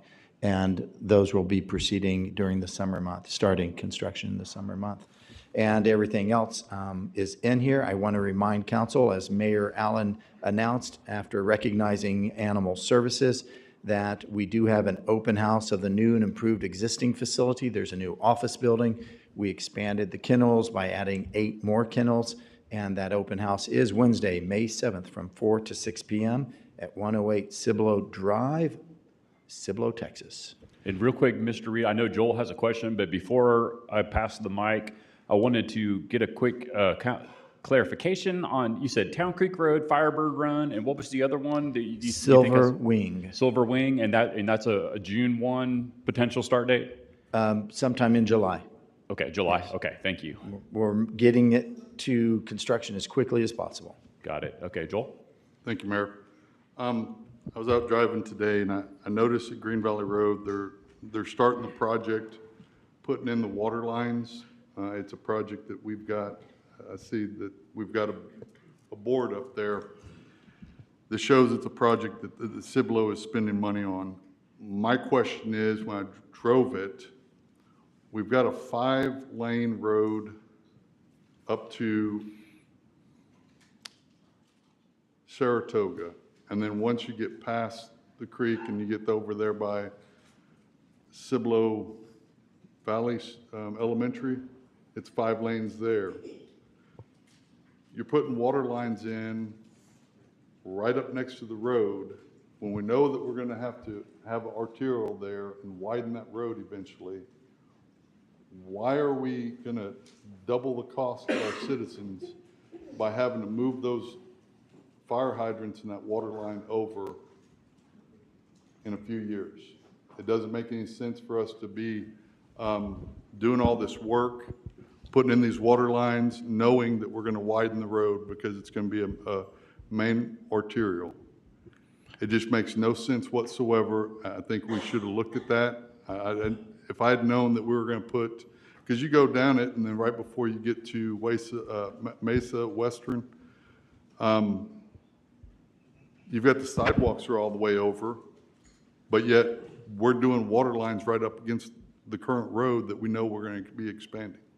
That makes no sense for me for our taxpayers out here to be paying for what we're doing right now, and then say 5 years later, we're gonna have to go back and move them over. Mr. Hicks, I'd be happy to let Julio Gomez say some things here, and we, of course, would provide you a written response. The City Council and myself and the executive team had a strategic planning management workshop this past Saturday, and we highlighted the progress that we've made in our capital improvement program. So I don't want to throw out to the public that we're wasting public dollars. Our track record shows that we are spending those dollars wisely, saving taxpayer dollars by bundling projects so that we're getting quantity prices that are driving our quantity prices down. So we will provide a full response to your question, but Mr. Gomez, our Public Works Director, Mr. Reed, may want to provide an initial response. But Mr. Reed, if we know that we're going to widen it, I mean, it's in our thoroughfare plan to widen it, right?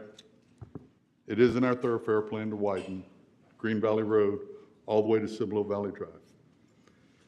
It makes no sense to put that water line, because to me, I understand what you're saying, but to me, whenever I see that kind of stuff where we're putting a water line and fire hydrants right up against the water, right up against the road, knowing we're going to have to move it in a couple of years when we go to widen it, that is a waste of money.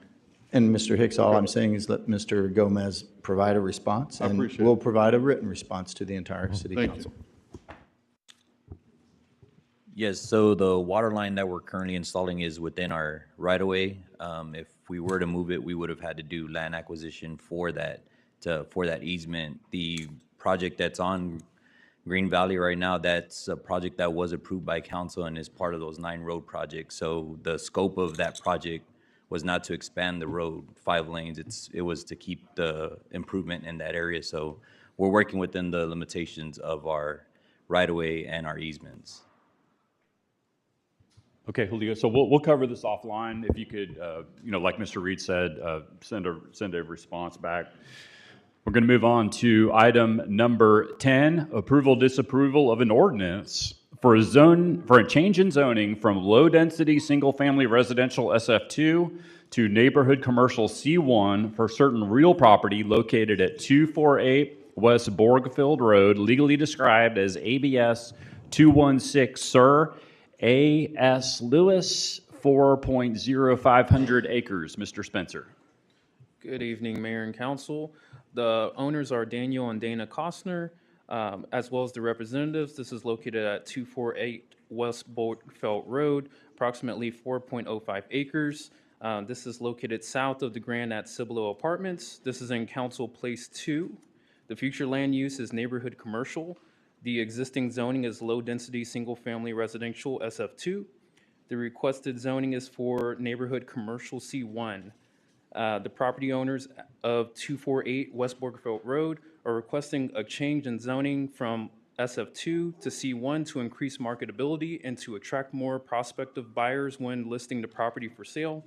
The subject property is currently zoned SF2 to the west, and adjacent parcel is zoned C1 to north of the property across West Borgfield Road. Several parcels are zoned I1. South of the property is the Dobie Heights subdivision. where there are residential lots that are zoned SF6. Notice was published within the local newspaper on February 23rd and the city's website. Individual letters were sent by mail to 11 property owners within 200 feet of the subject property. To date, staff has received 4 in favor and 1 in opposition. Public hearings were scheduled for the March 12th Planning and Zoning Commission and the March 25th City Council.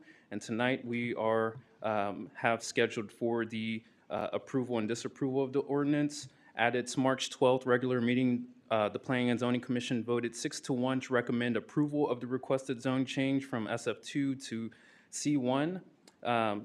There are a number of different criteria as outlined in section 4.3.15 of the UDC, which we have different staff findings to help you make your own findings.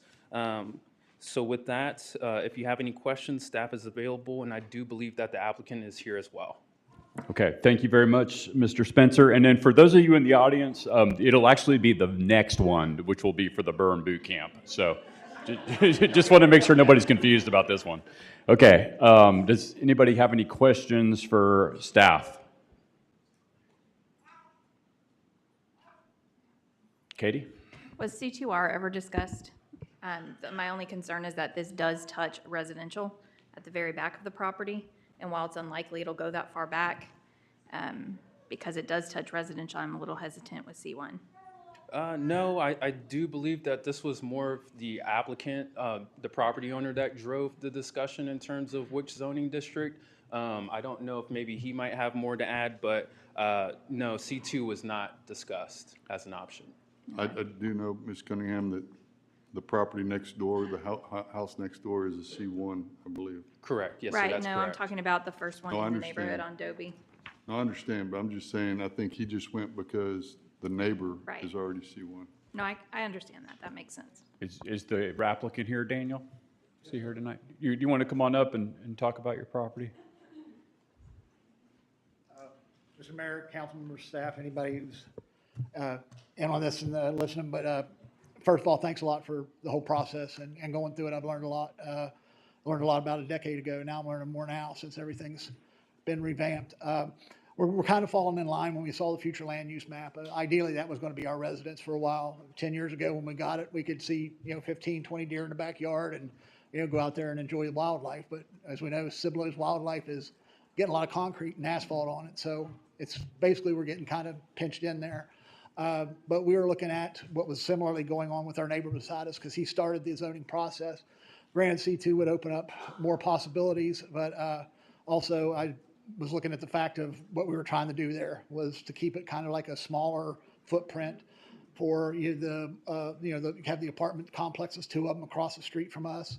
I think it'd be a good little neighborhood there. Get a little neighborhood strip, not necessarily the strip mall. I know that kind of has a bad connotation or thoughts in some people's heads, but small businesses in that area and kind of develop it as a little bit of a community within a community. And I think that would be a good fit for us as well as the property next door is going with the C1. Granted, if we wanted to set up here and try to attract big dollars and push for C2, that's not what we're about on this. We're just looking at what the city could go for and what it would be best and beneficial in that area. Thank you, Daniel. Any other questions for the property owner? Joel? I have any questions. I just know that, I asked the staff to go and look and see. I have a hard time zoning residential to commercial because once it goes commercial, you have no clue what's going to go in there. And especially when you have homes right next to it. And that's my biggest concern. So I'd asked the staff if they could give me a round estimate of how many properties are zoned commercial right now and how many are C1, C2, C2R. And there's 1,740 acres available for commercial. And then you have 1,508 acres that are zoned C2, C2R, C3, C3R, and C4 that are, and many of those are undeveloped commercial zoned properties. And I know that there's 3 acres right across the street from your property that the Cardis owned that splits, I guess that drainage splits right down, splits the apartments, the Grand Apartments and their other properties, because they own all the way over to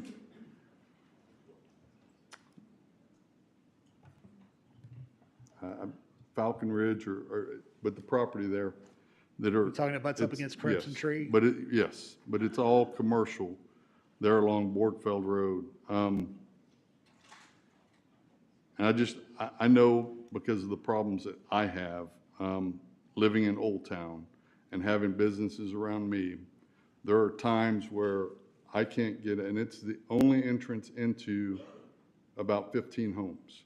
And I don't remember how many homes are over there on Dobie Heights. I think there's about 30. But I know how difficult it is for me to get out and get, whether I'm going towards HEB or whether I'm trying to go back towards City Hall. You know, maybe it's time to put a 3-way stop sign right there at the Hartman's property so where people can get out, because I've got constituents that complain that they sit there 5 up to 20 minutes sometimes to be able to get out of our resident, of where we live, guys, you know, our residents. You know, and I hear everybody always, well, they're speeding down my road, they're speeding down my road. Well, you know, I get it, but how about when you can't even get out of your house because of all the growth? And I get it, and I understand. But there's got to be something done with the, I just really hate rezoning single family to commercial, because we've got 1,700 and 1,500 acres of property that are already zoned commercial that people could go in there and put in what they need to put in. And I don't even know, you know, well, this goes to the next one, but it's all included in my list. You know, the impact fees, I don't know if y'all have listened or heard or found out what kind of impact fees y'all are gonna have to pay. I know that the people up by Grampy's, the Matangas was gonna go in, we're talking $22,000 to go in to Matangas is what about their impact fees were gonna be. I just have a hard time rezoning from single family to commercial, knowing that the problems that will arise. And I'm not against you zoning your property. It's your property. You want to rezone it so you can make money. I understand that. That's not, see, I want that stopped right there. I want the thing about making money stopped. I Okay. do not want that referenced in this. Well, that's what I'd application, heard none was, whatsoever. well, that's what I heard earlier. That's all I'm saying. I mean, to be able to sell it. I mean, when you sell, you're going to make the money from it. And Daniel, we've been friends for a long time, and that's why I'm going to recuse from voting on this with you, because we've been friends for many, many years. I just wanted to speak me as a council person and my concerns. And I want everybody to understand that. You know, this is one person. You got 6 other up here that's going to vote. I'm sure that they're going to vote y'all in. I just want to express my concern for this. Thank you, Joel. That's all. All right, I'm going to go to Councilwoman Cunningham, recognized. I'm gonna kind of disagree with Mr. Hicks. Usually our hesitation is rezoning commercial to residential, because we have so many houses coming in that puts a bigger strain on our infrastructure daily than most businesses do. Businesses bring in sales tax. Sales tax is way more than what we make in property tax. And so I think that this property fits the zoning around it. Like I mentioned earlier, my only hesitation is that it touches that back property. But I believe it's kind of a drainage area back there between the house on Dobie Heights and the property itself. I think that this is a logical place for commercial. It's on our future land use map as neighborhood commercial. C1 is all around. I understand the traffic issues. I drive a kid to Dobie, so I know the traffic issues on Borgfeld. We're gonna have traffic in pieces of Cibolo no matter what we do. We could have a 10-lane highway and still have traffic, which just sounds silly in a city as little as we are. But I don't think a 10-lane road in front of Steele High School would make a dent in the amount of traffic that's there at pickup and drop off. So I think that we have to be kind of realistic and not look at one point of time during the day or 2 points of time during the day. When we talk about traffic, it's an ongoing thing throughout the day. So I am in support of this. I think that zoning it the same as the property that's right next to it, between this property and Dobie Boulevard, they would both be C1, and that would make it easier for a developer to potentially buy both and build something a little bit larger. I mean, we'd love a Target. I don't know that that would be the best place for it, but I don't think anything huge would go there. We have the medical offices going in across the street. I think that'd be a good location for medical offices or like a little medical center. So I am in favor of it. I do understand the concern with zoning. We're hesitant to rezone anything. We've been burned before. We've had people who said, I'm rezoning and we're gonna bring in this small little business, and then all of a sudden, next thing you know, it's something completely different. Or we're gonna do cute little townhomes if you rezone as multifamily, and then we end up with apartments. So I understand the hesitation. We're hesitant all around, but I think that this one does fit the future land use map. It fits the uses around it, and it just kind of makes sense where it's at. I'm in favor. Thank you, Katie. Any other comments from a council member? If not, can I hear a motion? Excuse me, I just want to. Oh, yes, please, go ahead, Daniel. I want to apologize if I got a little bit amped up there for a second, because whenever we first purchased the property and first started getting down here to council meetings, it's just one of those things that a member of staff approached me the very first time they interacted with me, not anybody that's been elected, with staff, and they're no longer here. You're going to make a lot of money on that property one day.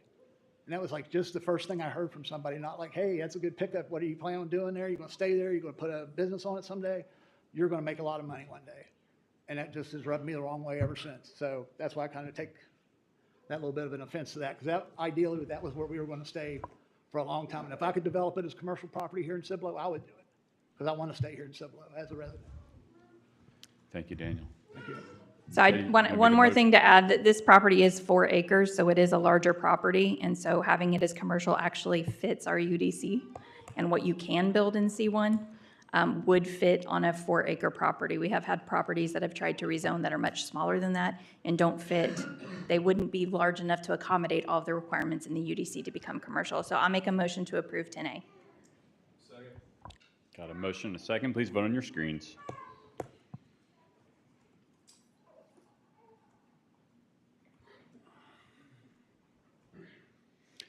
Six to 0. Joel's abstaining. You want to hit your abstain button, Joel? Okay, all right, very good. Thank you, Daniel. All right, thank you all. All right, next up is the Burn Boot Camp item, which is 10B, approval, disapproval of an ordinance for a change in zoning from low-density, single-family residential SF2 to community retail service dash restrictive alcohol sales, which is C-2R, for certain real property located south of the intersection of West Borgfeld Road and Dobie Boulevard, legally described as Cibolo Kingdom Hall, Lot 2, acres 5.2050. Mr. Spencer, welcome. Thank you, Mayor, Council. The owners are Sam D Management LLC. The representatives are Alex and Tisha Hartman. This is located on Dobie Boulevard, approximately 5.205 acres, south of the intersection of Borgfeld Road and Dobie Boulevard. This is in Council Place 2. The future land use map has this called out as estate residential. The existing zoning is low-density, single-family residential, SF2, and the requested zoning is for community retail/service, restrictive alcohol sales, C2R. The proposed uses are fitness studios/health spa, and administrative and business offices. The applicants are requesting a zone change from SF2 to C2R for an approximately 5.205 acre parcel. The applicants intend to develop a 12,000 to 15,000 square foot building with approximately 8,000 square feet planned for a gym, and the remaining space allocated for multi-tenant offices and businesses. The uses on the property would fall under the definitions of fitness studio/health spa and administrative offices. under Section 1.12 of the UDC. The subject property is currently zoned SF2 and surrounded by similarly zoned properties to the north and west. To the south lies the Adobe Heights subdivision with residential lots zoned SF6. West of the property across Adobe Boulevard are residential properties zoned C1 and SF2. And further west is the Cibolo's Industrial District, which is the Schneider Industrial Park, which is zoned I1. Notice was published within the local newspaper on February 23rd and the city's website. Individual letters were sent by mail to 18 property owners within 200 feet of the subject property. As of today, staff has received 1 in favor and 2 in opposition. Within that 200-foot buffer, public hearings were scheduled for the March 12th P&Z and the March 25th City Council meeting. And tonight, we are considering the approval or disapproval of the zoning ordinance. At its March 12th Planning and Zoning Commission meeting, the P&Z Commission voted 4-3 to recommend a modification to the applicant's original zoning request. Instead of the proposed zone change from SF2 to C2, the commission recommended rezoning the property to neighborhood commercial C1 with a conditional use permit to allow a fitness studio / health spa.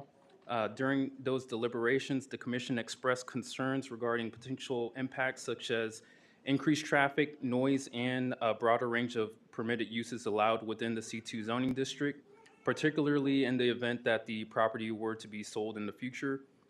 In response to those concerns, the applicants amended their zoning application to C2R. So the C2R would be a designation that would prohibit alcohol-related uses, including bars, breweries, and liquor stores, while ensuring their intended uses remain permitted by right.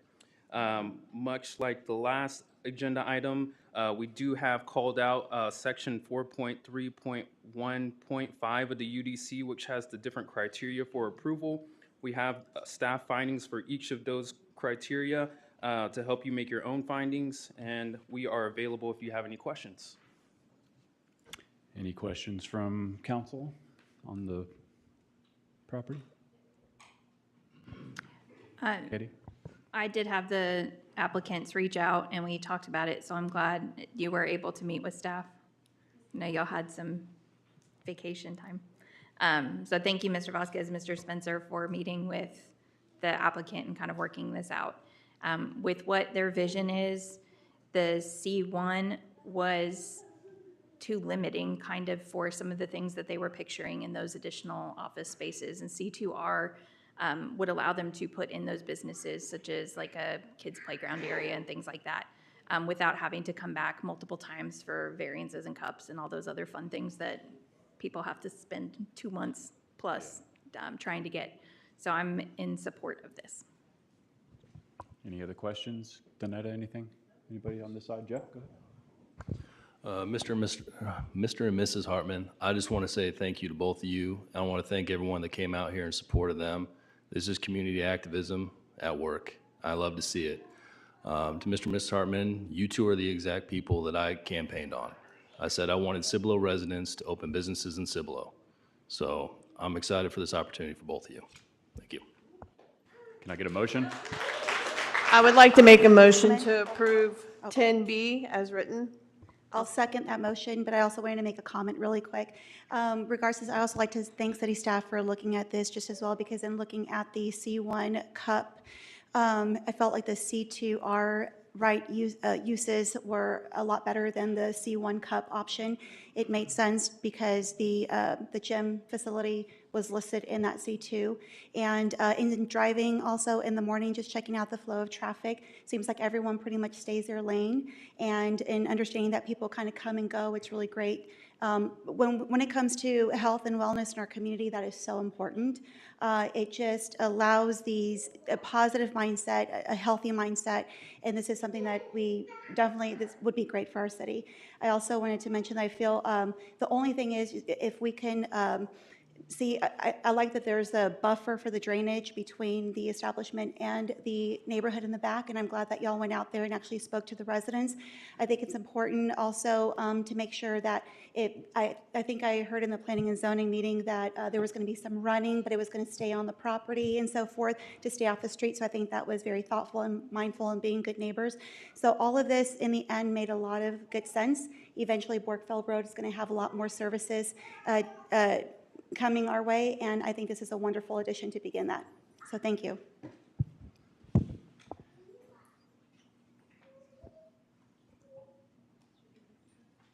You going to vote, Joe? Did you do no vote?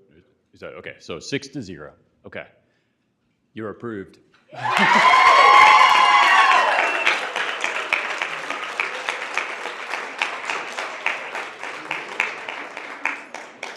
Thank you, everybody, for coming out to speak in support of Burn Boot Camp.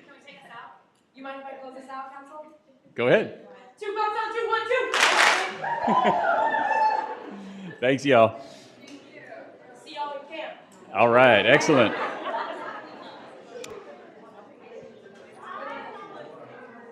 Okay, we're going to actually move over. I'm going to do a little jumping around because I wanted to get to a public hearing. So we're going to do a public hearing for the Grandpa's Pizza because Grandpa's, I'm sorry, why do I always say Grandpa's? I apologize. You know I'm a customer. You know I come there almost every Friday. So we're going to do a public hearing regarding a request for a variance for Grandpa's Pizza to sell alcoholic beverages within the city where the place of business is within 300 feet of a public school. And so the time is now 8:29. I'm going to go ahead and open up the public hearing. And if anybody here wishes to speak on this item, please come on up to the microphone or just put your hand up and I'll recognize you and then come up to the microphone and you can speak as long as you wish. Yes, sir. 14A. Come on up. What's his name? Welcome. Thanks for having us.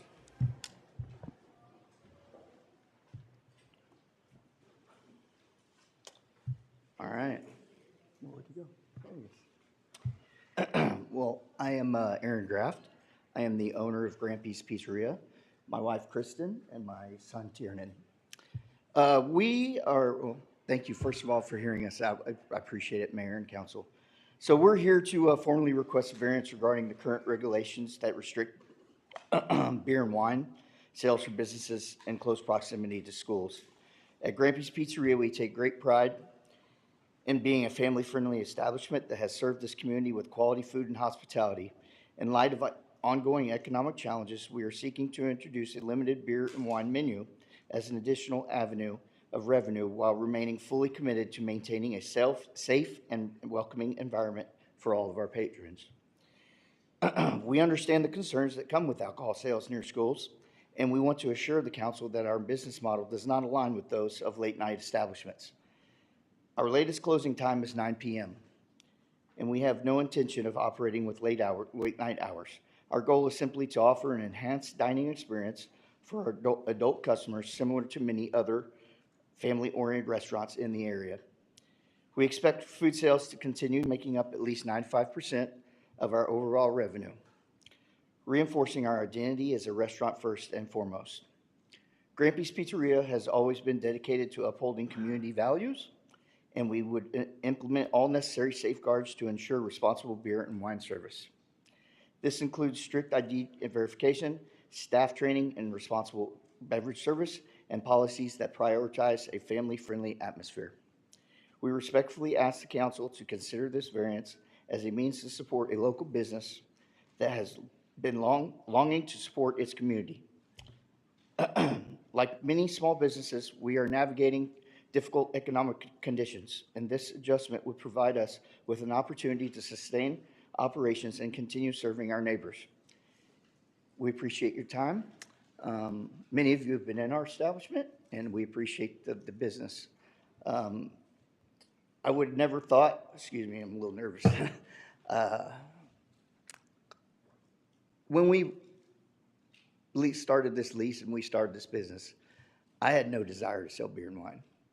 I spent 18 years in my past life operating and being a managing partner for many sports bars, and it made me old quick.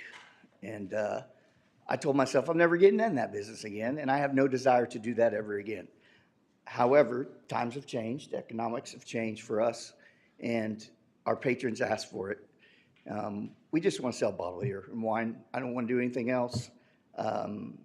Just simply cater to those who want it. And yes, we are across the street from a school. We understand that. And we don't meet the 300 feet criteria. But we're 300 feet, we don't meet it, but we're staring at a big drainage ditch that just happens to be owned by the school district, as opposed to the front door of a building or even close to the school at all. So, but we understand those. Yesterday, I went to, and this is here and there, but I went to Walmart, and I stood at the monument sign right there at the front. And I looked at it, and I looked across the street at Wiederstein Elementary. And I thought to myself, well, they're a lot closer than we are. And their building is right there. I literally think, back in the day, I used to be a good baseball player, but I think I could have thrown a beer bottle and hit that school from where I was standing. That seems kind of silly, and I know Walmart is a whole different deal than what we are, but we pay sales tax too, just as Katie mentioned earlier on one of the things. So we just ask for your consideration, and we appreciate your time tonight. Thank you. Thank you very much. Any questions? And so just to give you some information on how this process works, so with the public hearing, this gives you, your family, all your customers the opportunity to come up and talk to us.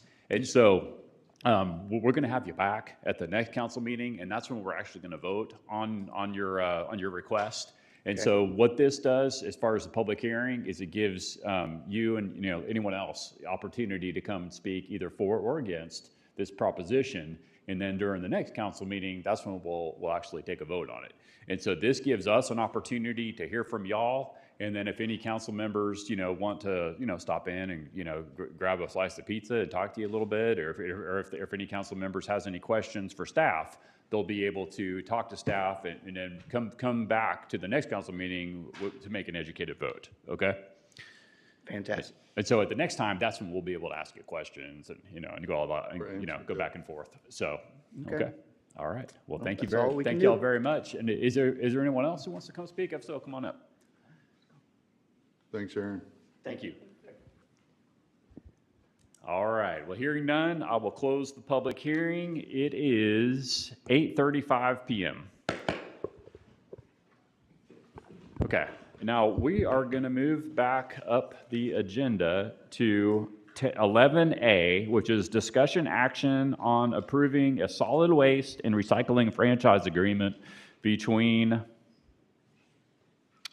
Mr. Reed, we'll just leave it blank for now. And the city of Cibolo for a 5-year term and one 5-year extension term, and authorizing the city manager to negotiate the agreement. Mr. Reed. Mayor and council, we request that you go into executive session to discuss negotiations regarding a franchise agreement. Understood. Okay. The time is now 8:36 p.m. We are going to break into executive session, and I've got the verbiage. Hang on a second. Let's see which one that was on. Bear with me. Okay, here it is. The City Council will meet in executive session as authorized by the Texas Government Code, Section 551.071, consultation with attorney, to discuss item... This was 11A. And the time is now 8:36 p.m. We'll break in executive session.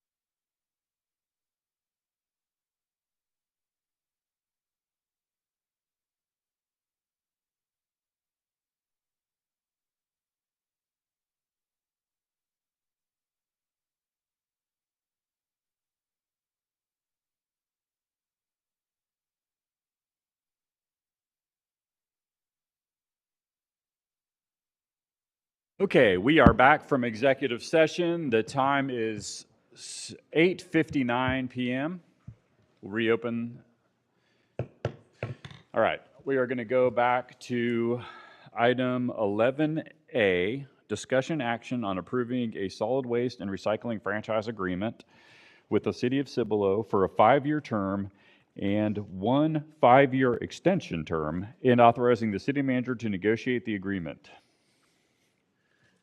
Do we have any discussion by council members?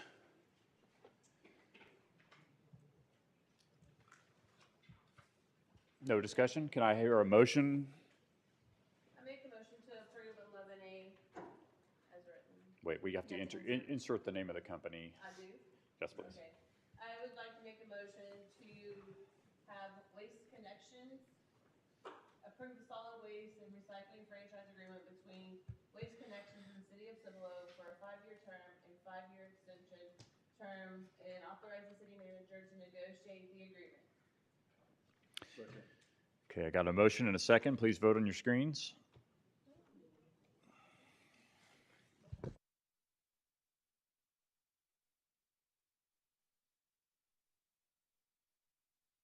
All right, motion carries 6-1. All right, we are going to go back to the item before, which is the public hearing, because I made a mistake and I did not give staff the opportunity to speak on this item. So it is 9 p.m. We're going to reopen the public hearing for 14A. It's 9 p.m. If the city staff could please. Is it Peggy? You wanted to come up and talk?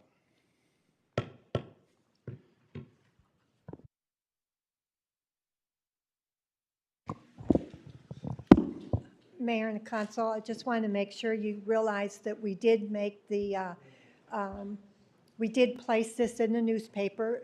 With the variance, it was required to be in the newspaper at least 30 days before the public hearing, so it was put in the newspaper twice. We missed the cutoff for the last meeting by a couple days, so it was actually more than 30 days ago. There are some criteria for you to be able to approve this variance. First of all, I wanted to correct a few things that was said during the public hearing about the measurement.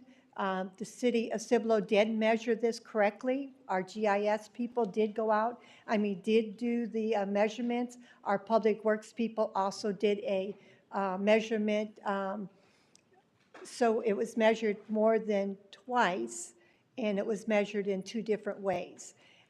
It does have to be 300 feet. The reason why they're allowed to have a variance is because we do have an ordinance. Otherwise, it would not be permitted. With the variance, there's certain things that are required for you to able to approve this variance.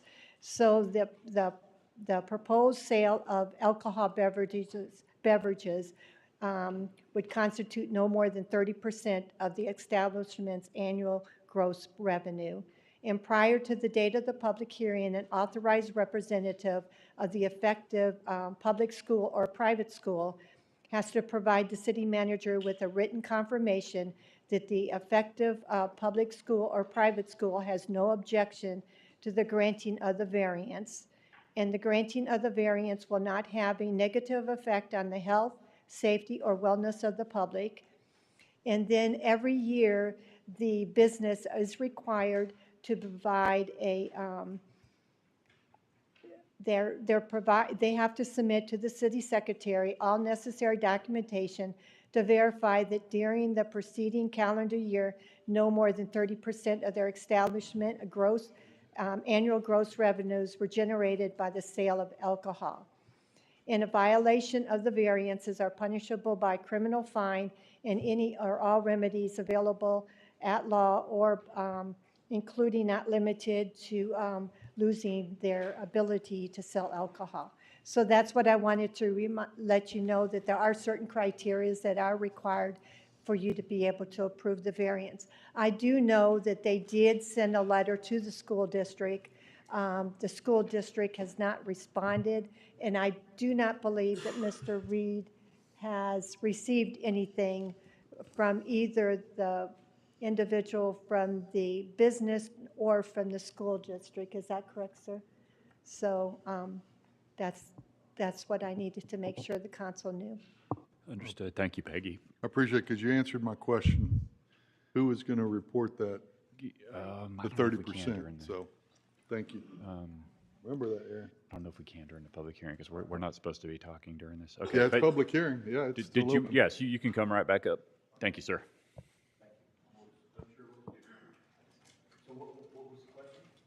Oh, my question was to her you have to make sure you report it. You do. We don't come after you. So if y'all don't, it can be shut down and taken away. Right, that's under the TABC laws, that you have to remain that way, and we understand that, and that's why in my opening statement, I basically reiterated that we really don't think we will exceed, like, we think our food sales are gonna be 95%. So I don't even foresee, 30%. If we did 25% in alcohol sales and beer and wine sales, I'd be ecstatic, because that means our total sales are way up. So I can only hope for that, but I don't see any way possible that's going to exceed 30. But yes, I would be the one to report it here, and I will gladly do that with no problem. And we also sent a letter not only to the school district, but to Steele as well. So I don't think either Yes. one of them has responded, but we took care to do both. All right. And we followed Thank all you the very steps much. in the application, so. Okay, appreciate it. Yeah, and like I said, we'll be able to have more back and forth with you when we have the item to talk about it. Okay. All right. Well, thank you very much for coming back. I appreciate it. Thank you. Thank you. All right. It's 9:05 p.m. We're going to close the public hearing for item 14A. Oh, wait. Yes. Okay. Oh, Maggie? Yeah, come on back, Maggie.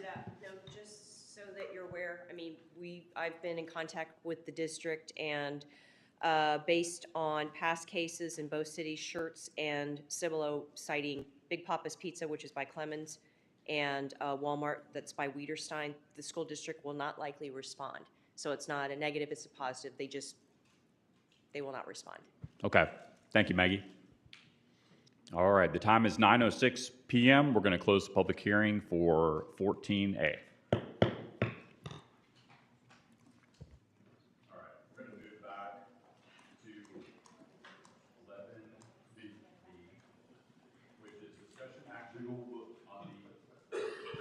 I'm sorry, 11B, discussion action on the annual comprehensive financial report for fiscal year ended September 30th, 2024. Ms. Miranda.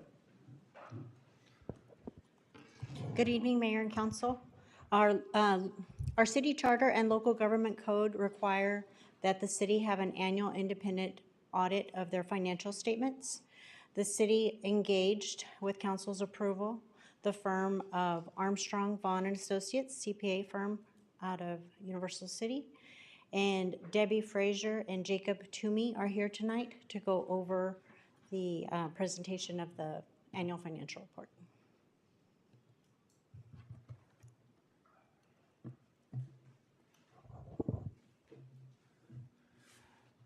Howdy, I'm Jacob Toomey with Armstrong, Vaughn & Associates. I'm here tonight, as she said, to go over the annual financial report. In front of you, you should have a copy of it. It's the very thick bound document sitting there. Inside it, there should be a governance letter along with the full set of 194 pages that make up your annual comprehensive financial report. So I would just like to start by saying thank you to Anna Miranda, Jessica Donahoe, Mr. Wayne Reed, for the huge help they have been in getting this audit done. But I'd also like to extend a thank you to the multiple departments and offices here at the City of Cibolo that have helped us get this done. There's a lot that goes into this report. There's a lot of information. So the police department, the fire department, animal services to IT are all helping get information into this report. So I just want to make sure to thank both them personally and the rest of the city for helping us get all the information we needed to get this done and get this in front of you. That being said, we do have the annual financial report. I'm just going to kind of go slowly through it, page by page. And when I say slowly and page by page, I hopefully mean neither of those things. So starting on page VIII, you will have the transmittal letter. This is a letter written by Mr. Wayne Reed and by Mrs. Anna Miranda. And it just kind of goes over what we're doing with why they get us the audit, get us to do the audit, and what's so great about Cibolo. And if you, I think, go back to page XI, you'll actually see a bunch of the cool awards and different rankings that the city of Cibolo, under your leadership and the leadership of management, has accomplished. On the next page, XII, you'll see the GFOA certificate. This is from 2020, the last time you were awarded it. But my understanding from Ms. Miranda is that you were able to apply to hopefully get it, and next year we'll have a 2024 certificate instead of 2020. To skip ahead just a little, I'll go to page 1 of the financial audit. This is our auditor's report. There are multiple opinions that we can give. The city of Cibolo has been awarded we've given the unmodified opinion for the city of Cibolo. What that means is we have not made material modification. We don't believe there are material modifications that could exist. We don't believe that there are things in our opinion that we can't give an opinion on. We believe, in our opinion, that the financial statements are materially correct. This is the audit opinion that you want. If you continue to page 4, you'll see the beginning of the MD&A. This is really financial highlights, and it's kind of a summary of everything that comes after this. I'm not going to really go through this because I'm about to give you some financial highlights and summaries. So if you could go on to page 17, you'll actually see the first financial statement. This is your statement of net position. This is broken down between your business units and your governmental activities, so standard day operations and stuff like your utilities. In regards to this,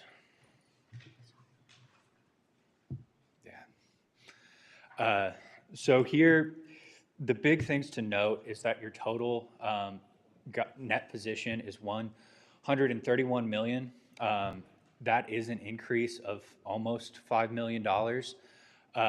A large percentage of this was related to your governmental activities, but you did have a large increase in your business type activities as well. The main thing to note here is that your cash increased in both your governmental activities and your business type activities, so you have more cash on hand to fund fund all the projects that you're having. And then on top of that, you had a lot of capital projects going on, so you increased your capital assets. And that ultimately resulted in an increase in your net position. This is kind of an overlay. You will notice that you have quite a few restrictions for various reasons, but you do have an unrestricted net position of $13.4 million and $9.2 million between the two different types. To continue on all the way to page 69 in the very back, I'm kind of going to skip ahead to talk about the general fund. The general fund increased overall by $667,000 in total.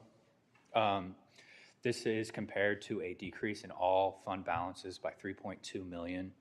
The big thing to note in why your governmental fund, your general fund balance didn't increase a lot, and your governmental fund balances decreased overall, is you had a lot of capital projects and capital outlays. You may have noticed there are a lot more new vehicles being driven around by the various departments that you have here at the city. You may have noticed that some things were renovated in the city, from HVAC to the room we're standing in, to the new public works facilities, the animal service facilities, and all the different roads and various projects. That's the main reason you didn't have a large increase in the general fund, and the reason you overall had a decrease across all your funds. But the good news is you were able to maintain a positive fund balance in all of your funds overall from your non-majors to your debt service and so on and so forth. To continue on to page 114, this will be the fund statement, your statement of net positions for your business type, mainly your water and sewer fund, which constitutes a majority of your business type activities. It is the largest portion of your business type activities. And the thing to note here is that you have contributed capital of $2.1 million from developers and various projects that went on in the past year. They donated infrastructure to the city. And that was the main reason you saw an increase in revenues for these utility funds. But you did see a very small increase in your utility funds. But the main reason was the developer contributions. You still were, even without these developer contributions, able to maintain more revenue than your expenses and cover the cost of providing utilities while still being able to save money for repairs, maintenance in the future. So you were able to cover your costs in your utility funds and increase your overall net position in those funds.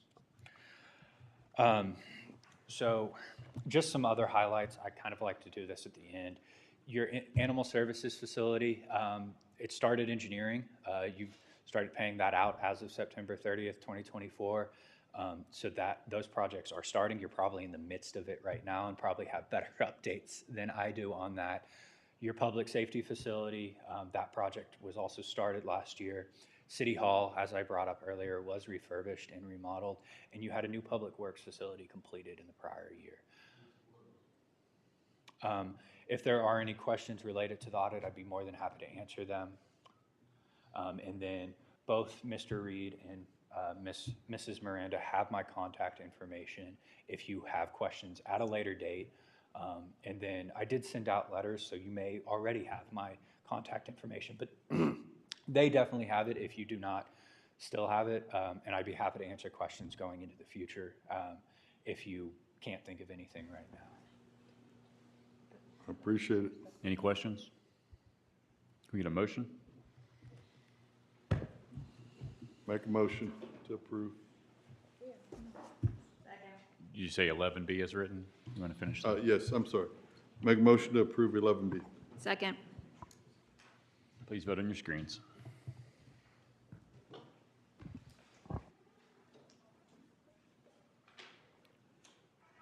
Seven zero. Okay. All right. So there are a few folks here in the audience, and I wanted to go down to. Hold on one second. It was Steel Creek. So we're going to jump to E. That would be 11E. Discussion action regarding the First Amendment to the Public Improvement Agreement, the PIA, for Steel Creek subdivision. Hello.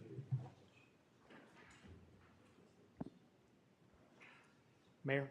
Yes, sir. We do have representatives from the development team present if you'd like to hear from them after or before staff's presentation.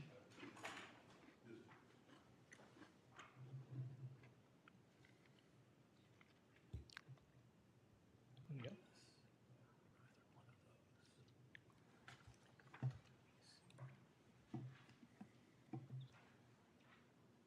You want me to find it?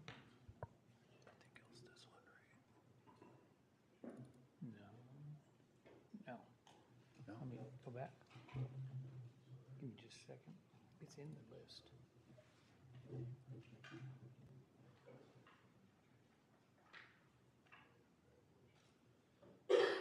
wasn't in the list. What happened? What's that 11D? Right there. There it is. So this public improvement agreement was approved back in July 12th of 2022.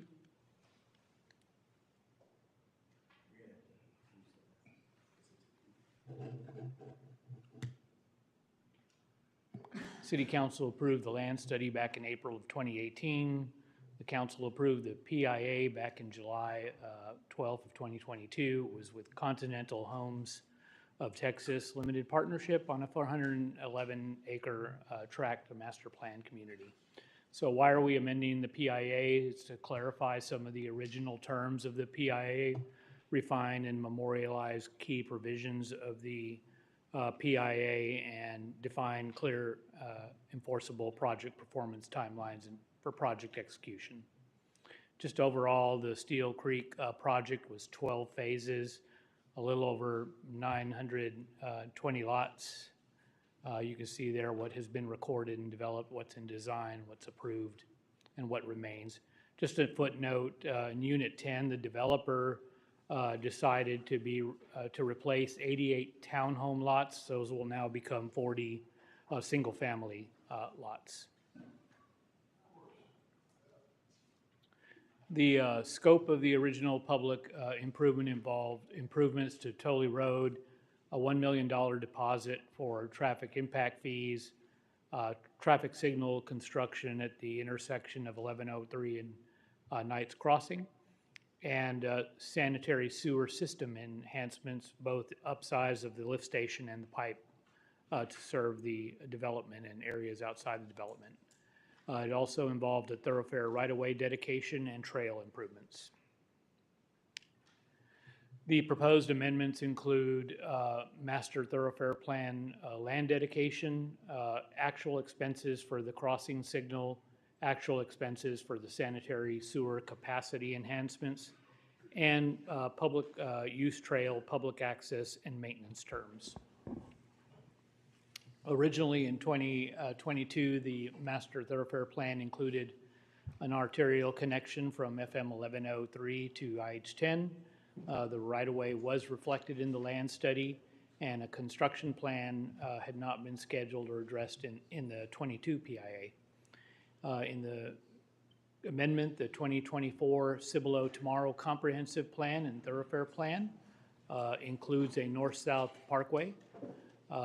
There's 80 foot of right-of-way for FM 1103 to Hakerville Road, and the developer will dedicate 47 acres of land to accommodate the newly defined north-south parkway. Here's a map that shows the original right-of-way alignment off of 1103.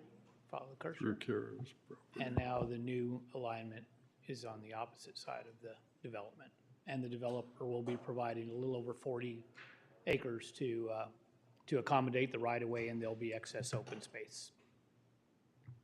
So looking at the traffic signal and drilling down into the cost, the original project financing for the traffic signal, the Steel Creek developer would pay 25% of actual cost, Cibolo would pay 50%, and the Buffalo Crossing 2 developer would pay 25% or $100,000, the lesser of the two.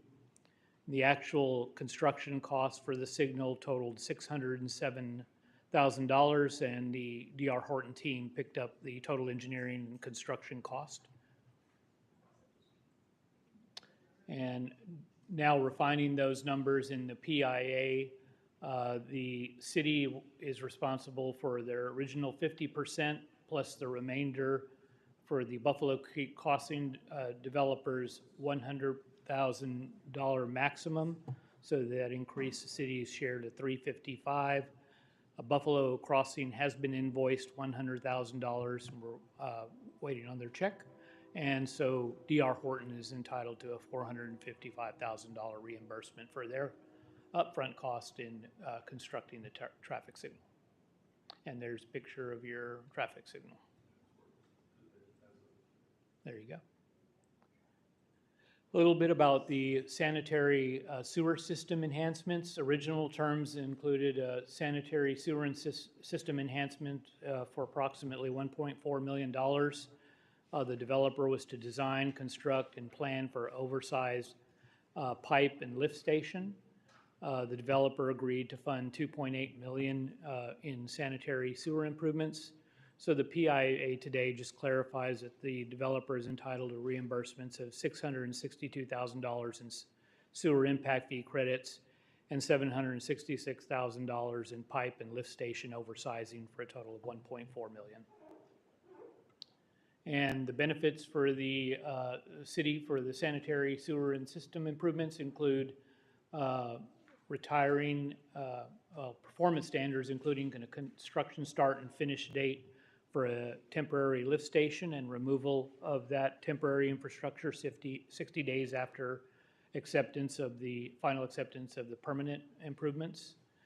The city will receive a contemporary designed and permanent lift station that will retire two inefficient lift stations that are in place, both inefficient in maintenance and energy cost.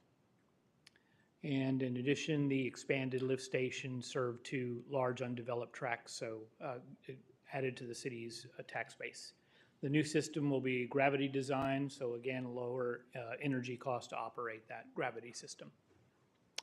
This is a layout that identifies the route for the temporary lift station, and the product will be pumped via a pipeline to a manhole and will be deposited there on a temporary basis. And a public use trail. So originally the PIA included a private trail for the developer's residence. Under the PIA agreement, this will be an expansion of the city's Town Creek Regional Trail Network. It'll be composed of 8 foot wide of crushed granite and then has standards and specifications established for the trail's construction. The plans are due December 31st, and 90 days after that, construction will start on the trail. And this will be a public access trail open to all users in the city and maintained and operated by the HOA. And it's kind of difficult to see these yellow lines for the trail, but it runs through the entire development, and it has connections along some of these green belts. You can see, so it's not only is it a neighborhood wide, it actually will be in that 47 acre right-of-way dedication. The city can extend that trail into that area. So with that, staff recommends approval. Do you have any questions? We'll open it up to questions. Go ahead, Councilman Hicks. Thank you, Mayor. Can you go back to where the road is supposed to go, the thoroughfare? Yes, sir.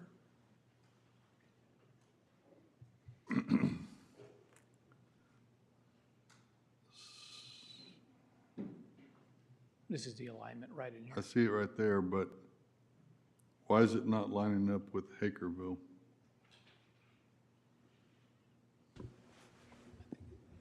I think that's supposed to line up with Mr. with Vasquez, the, can I answer that? Yeah, go ahead.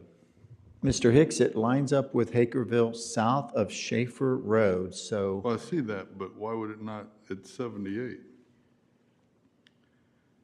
Because of the encumbrances that you find at that location. One, the bridge crossing over the railroad has to be perpendicular to the railroad itself.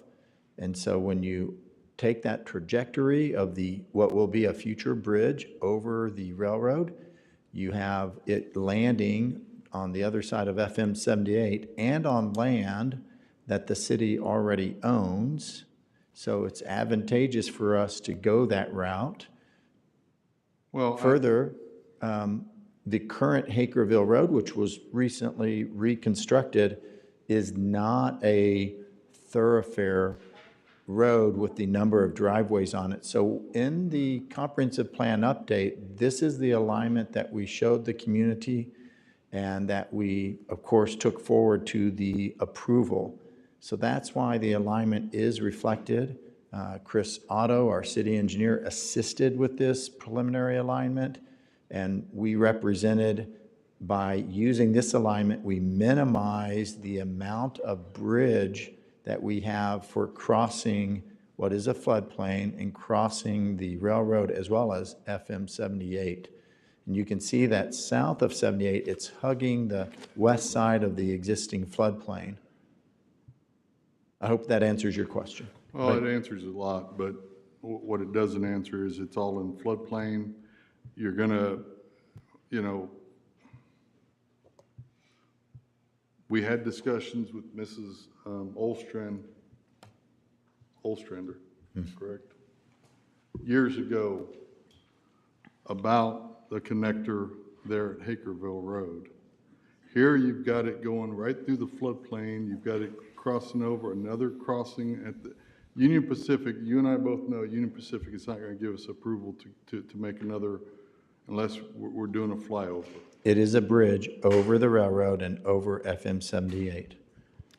And these discussions, though, are about our future land use map and not necessarily about I understand. anything I'm that's just- going through Steel Creek. I'm just You know trying what I to mean? find out where they're giving this land to us, but it's all floodplain. Okay. It's not entirely floodplain, but it is a lot of The floodplain. majority of it is, Mr. Reed. I've lived here since '86. I know this area. Yes, sir. A lot more than you do. And I'm telling you, the majority of that, almost every bit of that is all floodplain. So, Yes, sir. So, Mr. Reed, if we could maybe in the future bring back another item to talk about the future thoroughfare plan. Yes. You know, as far as the connections for that road south of 78. But as far as this conversation goes, okay. All right. Any other questions? Be happy to have Mr. Otto present on that preliminary alignment of the roadway and how you manage the floodplain with a road that's designed as intended. Okay. Any other questions about this particular?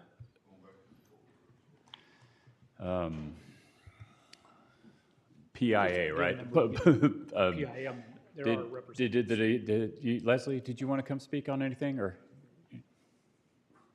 I'm sorry, I didn't catch your name earlier. Hi, good evening. I'm Ashley Fairmont with Killen Griffin in Fairmont. I'm a land use attorney who's helping D.R. Horton with the PIA amendment and then the update to the land study. I had some slides. I don't think I need to present them. I know you all have a lot on your agenda. But just wanted to thank Mr. Vasquez and city staff on working with us. We've worked on this for a long time. So if there are any specific questions about the amendments, why we're doing them to the land study or the agreement, we're happy to answer them. Thank you. Any questions from council? Once again, I don't like that we give them a PUD, and they come back and they change it on us. I thank you for what y'all have done in the improvements, but that's part of doing business, coming into a neighborhood, up into a community. If you're going to have to make those improvements. But once again, we gave you a PUD. Now you're changing the townhomes, which I disagree. We keep asking for different types of housing. We keep talking about affordable housing, affordable housing, affordable housing. Townhomes would be affordable. And yet, y'all are changing them from townhomes back to regular lots. Okay. Do we have a motion for 11E? Oh, I'm sorry, Mr. Reed. I didn't see your hand up. I just want to correct the record. This isn't a planned unit development. The entire development has straight zoning districts on it, just for the record. Thank you. Thank you, Mr. Reed. Do we have a motion for 11E, please?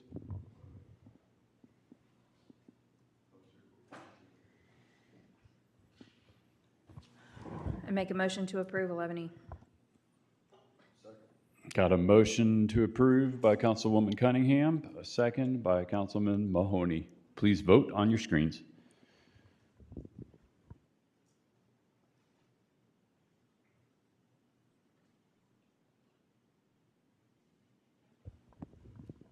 Okay, I think we have enough for this to approve with 5-1. Okay, we're going to move on to 11F, discussion action regarding an amendment to the land study for Steel Creek subdivision. Mr. Spencer. Good evening again, Mayor and Council. So this is in conjunction with what you had just considered for the public improvement agreement. This is the land study for the Steel Creek subdivision. We're available if you have any questions. Thank you, sir. Any questions about this from council? I hear a motion. For 11F? I make a motion to approve 11F. Got a motion by Councilwoman Cunningham, second by Councilman Jeff McLaughlin. Please vote.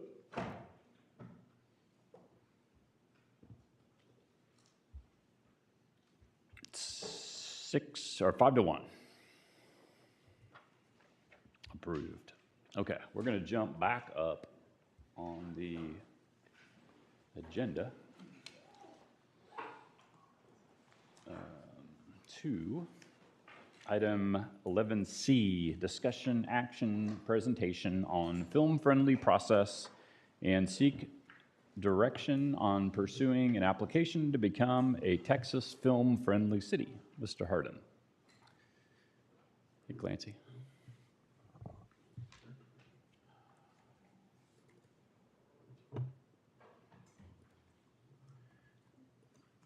Good evening, Mayor. Good evening, Council. Clancy Hardin, Economic Development Manager. I'm coming before you to get feedback and direction on the Texas Film-Friendly certification process. So we're just seeking direction on whether we should pursue an application or not. Some background on the Texas Film-Friendly designation. It was established in 2007 from the Texas Film Commission. The purpose of its certification is for marketing Texas communities, and it provides training and guidance on media industry standards and best practices for city staff and for our creative community. It helps accommodate media production in the city. It positions us as a city as a destination for filming, and as well as the state. And it offers networking opportunities, and by pursuing this designation, it tells film production companies that we're open for business, that we want to welcome them in, and we want them to showcase our community and their projects.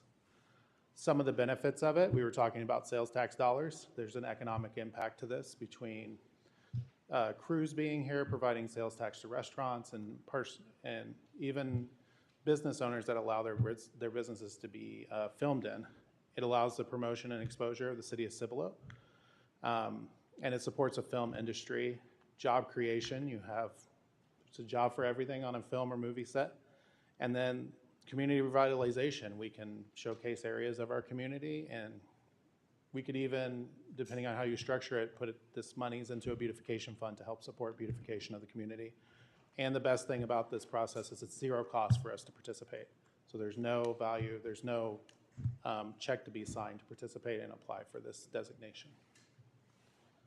Some of the accredited cities within our region, most of these you would already expect. You've probably seen them in commercials and not known it, but those are our competition, we'll call them, but those are the surrounding communities that have pursued this designation. And how do we get there? It's a pretty easy, straightforward process. We appoint a film-friendly liaison. That's usually a city department or a representative. Most cities, if they have a Convention and Visitors Bureau, there's a specialist housed there. Economic development could drive this, however you want to structure it. Attend a film-friendly certified city community workshop. Our staff, prior to my arrival, have attended that workshop, and that brings us to this point. Passing enforceable filming guidelines, we would come back with an ordinance and structure for applying for a permit, filming rules, times a day, et cetera, to be instituted as an ordinance.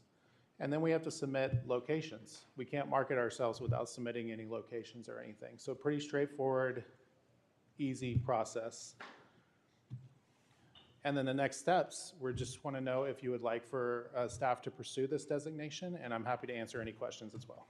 So Clancy, this is no cost to Cibolo to participate, right? Correct. And would it get Cibolo on a list of locations that potential filmmakers would be able to take a look at, filmmakers that may not be aware that Cibolo even exists? Because I know our downtown area is beautiful, really. It's a historic area, a lot of neat areas down there that I think would be a nice background or, a nice environment to film in. I know there was, I think Matthew McConaughey and I forget the other guy, but they were up there talking to the Texas, or they were up in Austin last week. Yes. I think they were talking about one of those bills in Austin that would make Texas a little bit more film friendly. I forget what the bill was for. It was related to funding, allocating more funding to the Texas Film Commission. But to Right. answer your first question, yes, this would put Cibolo on the map to signal to Hollywood commercial makers, anybody that does any sort of media, Yep. that we are open for business, if you will, and we are film friendly, and we have processes to accommodate that, and we would gladly take that influx of sales tax dollars from them. Sure. Yeah, there you go. Yeah, kind of an Old West type of town, you know, like, I know they did a lot of filming over there, and I think it was Lockhart, where they have like this little Old West looking town that's over there. And so, yeah, I think it's a cool idea. Anybody have any comments on this? Make a motion to approve 11C. Okay, please vote on your screens. Yeah, I think it was, yeah, Katie.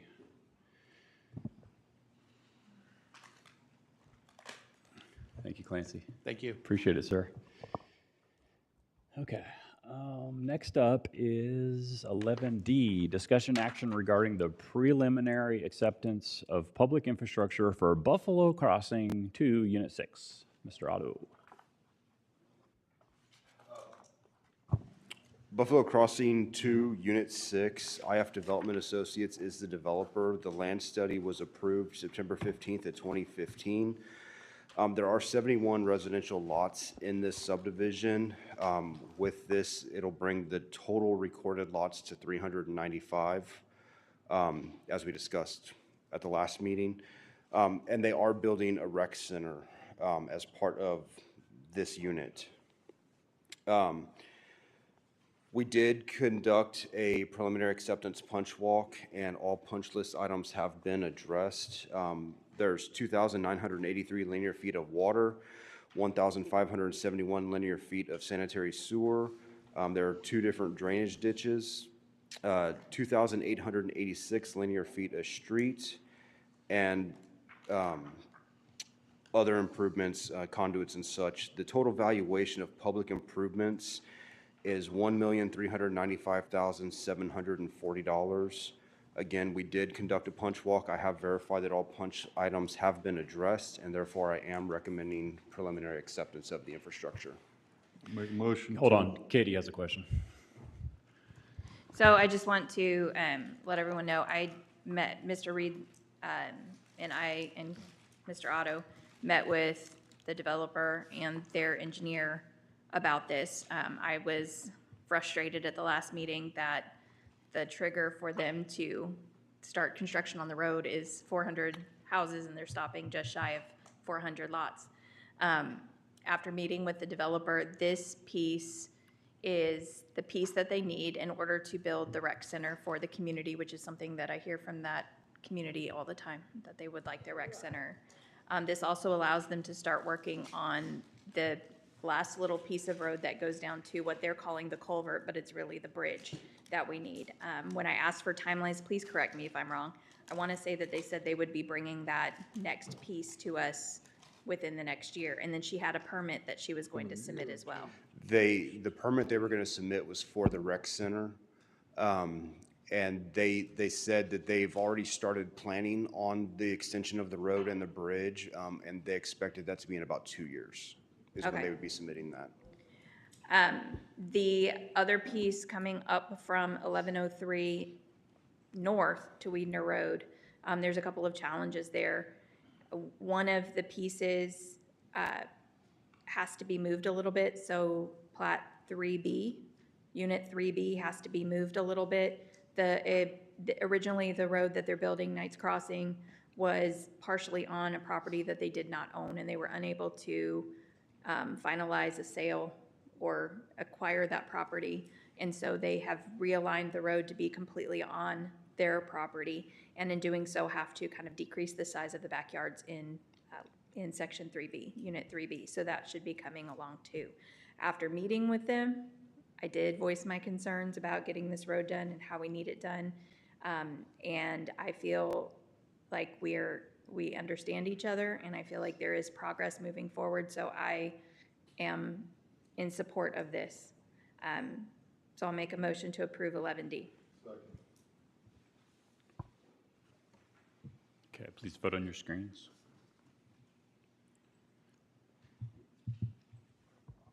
Seven zero approved.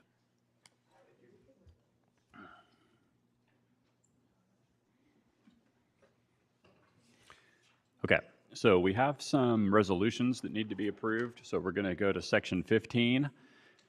Approval, disapproval of a resolution of the City of Cibolo, Texas, appointing Denton Navarro Rodriguez Santee and Zelk PC to provide interim legal services as city attorney, designating a city attorney and assistant city attorneys. Mr. Reed.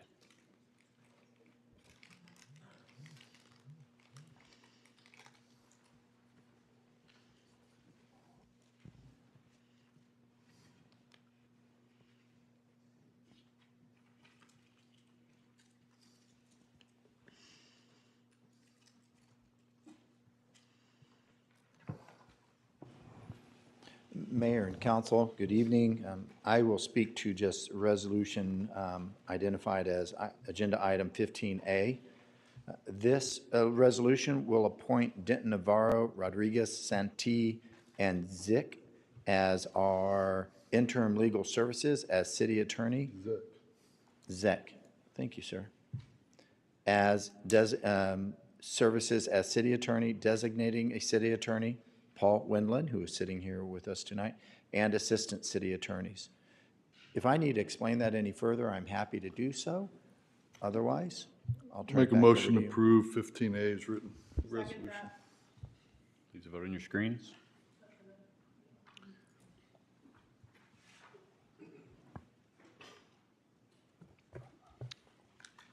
Seven zero.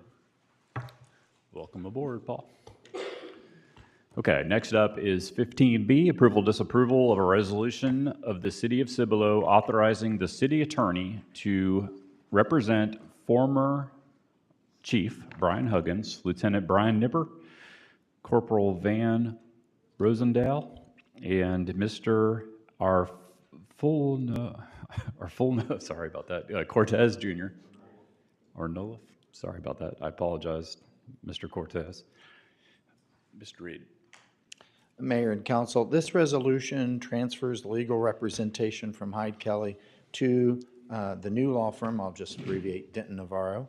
And you previously had appointed Hyde Kelly by resolution on this case. And so for equal assignment, you're approving a resolution tonight to transfer that legal representation.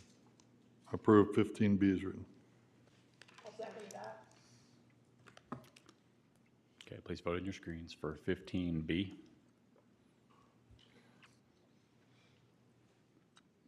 Okay.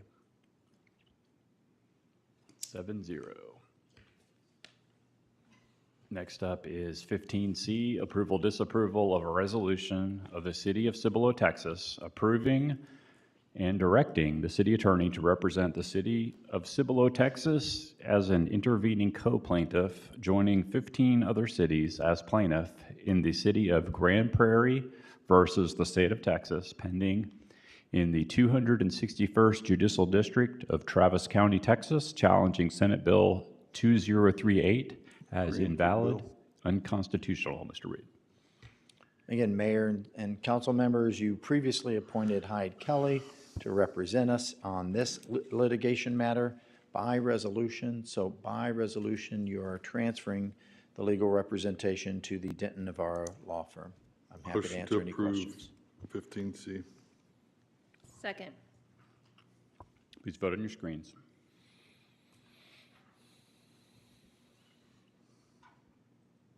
Approved 7-0.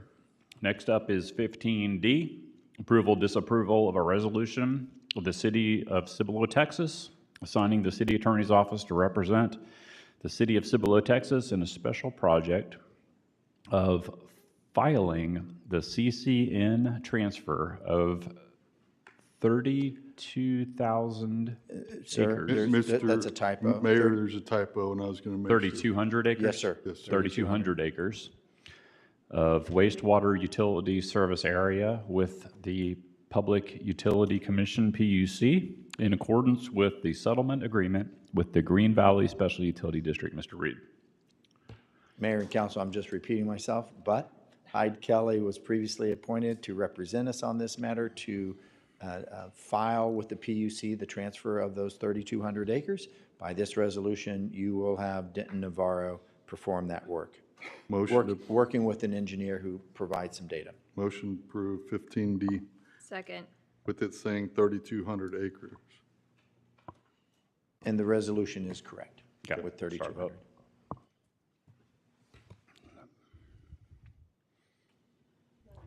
Randy Donetta? Oh, sorry. Mr. Reed, have we done one now for all of the special projects, including the toll road? But, yes, so you had previously made a motion to transfer litigation. However, these were the ones that were done by resolution. And so working with our city attorney, Paul Windland, and Dan Santee, these were the ones that we needed to bring back to you, back to you for that equal transfer using a resolution. Thank you. Next up, E, approval, disapproval of a resolution authorizing the submission of a grant application to the Criminal Justice Division of the Governor's Office for the FY 2026 Rifle Resistant Body Armor Grant Program and agreeing to designate an official to administer the grant. Chief Andreas. Good evening, Mayor, Council members, Chief Andrews for the record. So tonight before you, this is something that you've had before. The police department is seeking a grant. This grant helps us to purchase body armor, rifle-resistant body armor for our police officers. The grant is funded through the offices of the governor, and this would be for the purchase of 10 vests, rifle-resistant vests for future officers in the Cibolo Police Department. Obviously, I think you guys are aware of this grant. There is no match required with the grant. We've been successful with the grant in the past, and we would recommend council approving this resolution to purchase grant for future officers. Any questions? I make a motion to approve 15E. Please vote on your screens.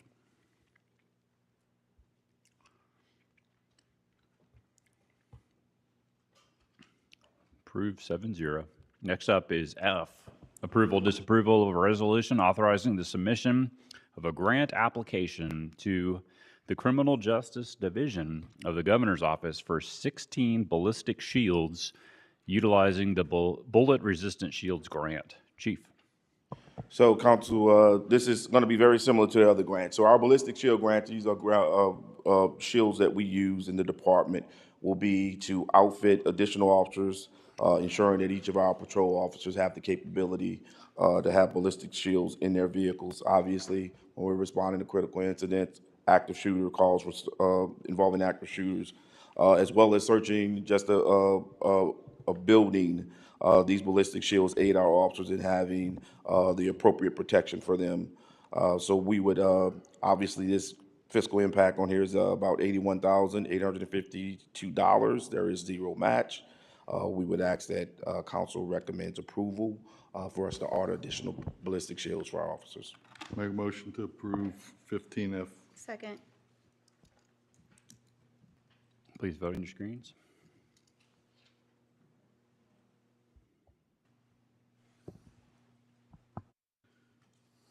Seven zero. Thank you, Chief. Okay, we are going to go to executive session. The City Council will meet in executive session as authorized by the Texas Government Code, Section 551.071, consultation with attorney, and 551.074, personnel matters, to discuss the following. A, negotiations between Guadalupe County and the City of Cibolo regarding annexation road rights of way. Mr. Reed. B, litigation on special projects, appointment of an interim city attorney and assistant city attorneys, Mr. Wendland, Paul. And C, legal advice on the settlement of EEOC charge number 451-2024-01843, Trim v. City of Cibolo, Texas, Ms. Rodriguez. And D, discussion action regarding possible violations of the city charter, mayor's delegation of duties and authority, including consideration of initiating a forfeiture hearing. Councilwoman Sanchez Stevens. The time is now 9:53 p.m. We will break into executive session.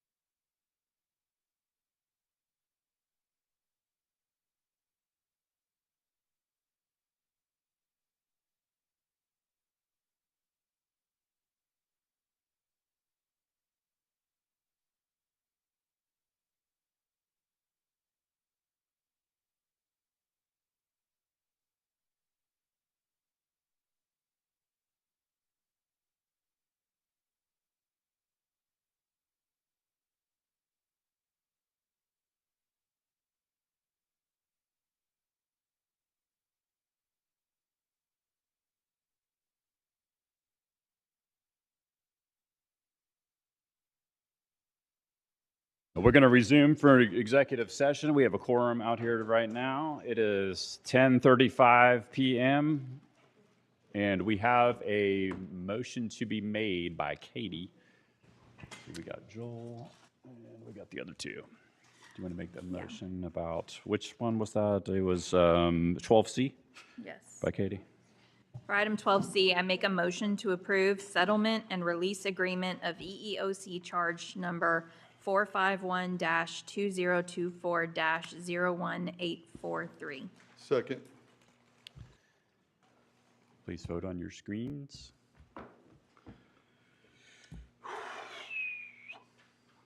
That was 12C, correct? Yes. Yes. This is about the EEOC, Jeff. Okay, 7-0.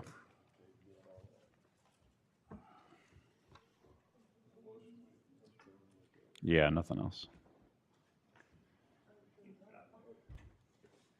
Okay, we're going to go to item 11G, discussion presentation on the Economic Development Department Business Retention and Expansion Program. Clancy Harden.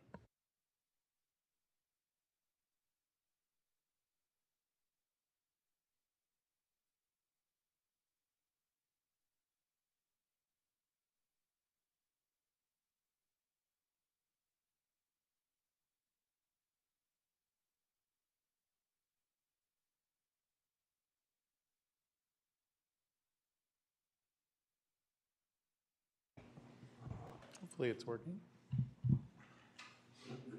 You can see the presentation? Okay, there we go. Well, good evening again, Mayor and Council. Clancy Harden, Economic Development Manager.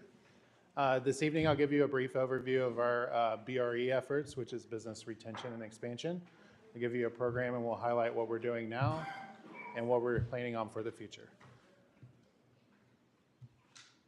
So our team, Mr. Rick Vasquez, you've heard from him. You've heard from me this evening, and Isabella Ellis, who is out on maternity leave right now.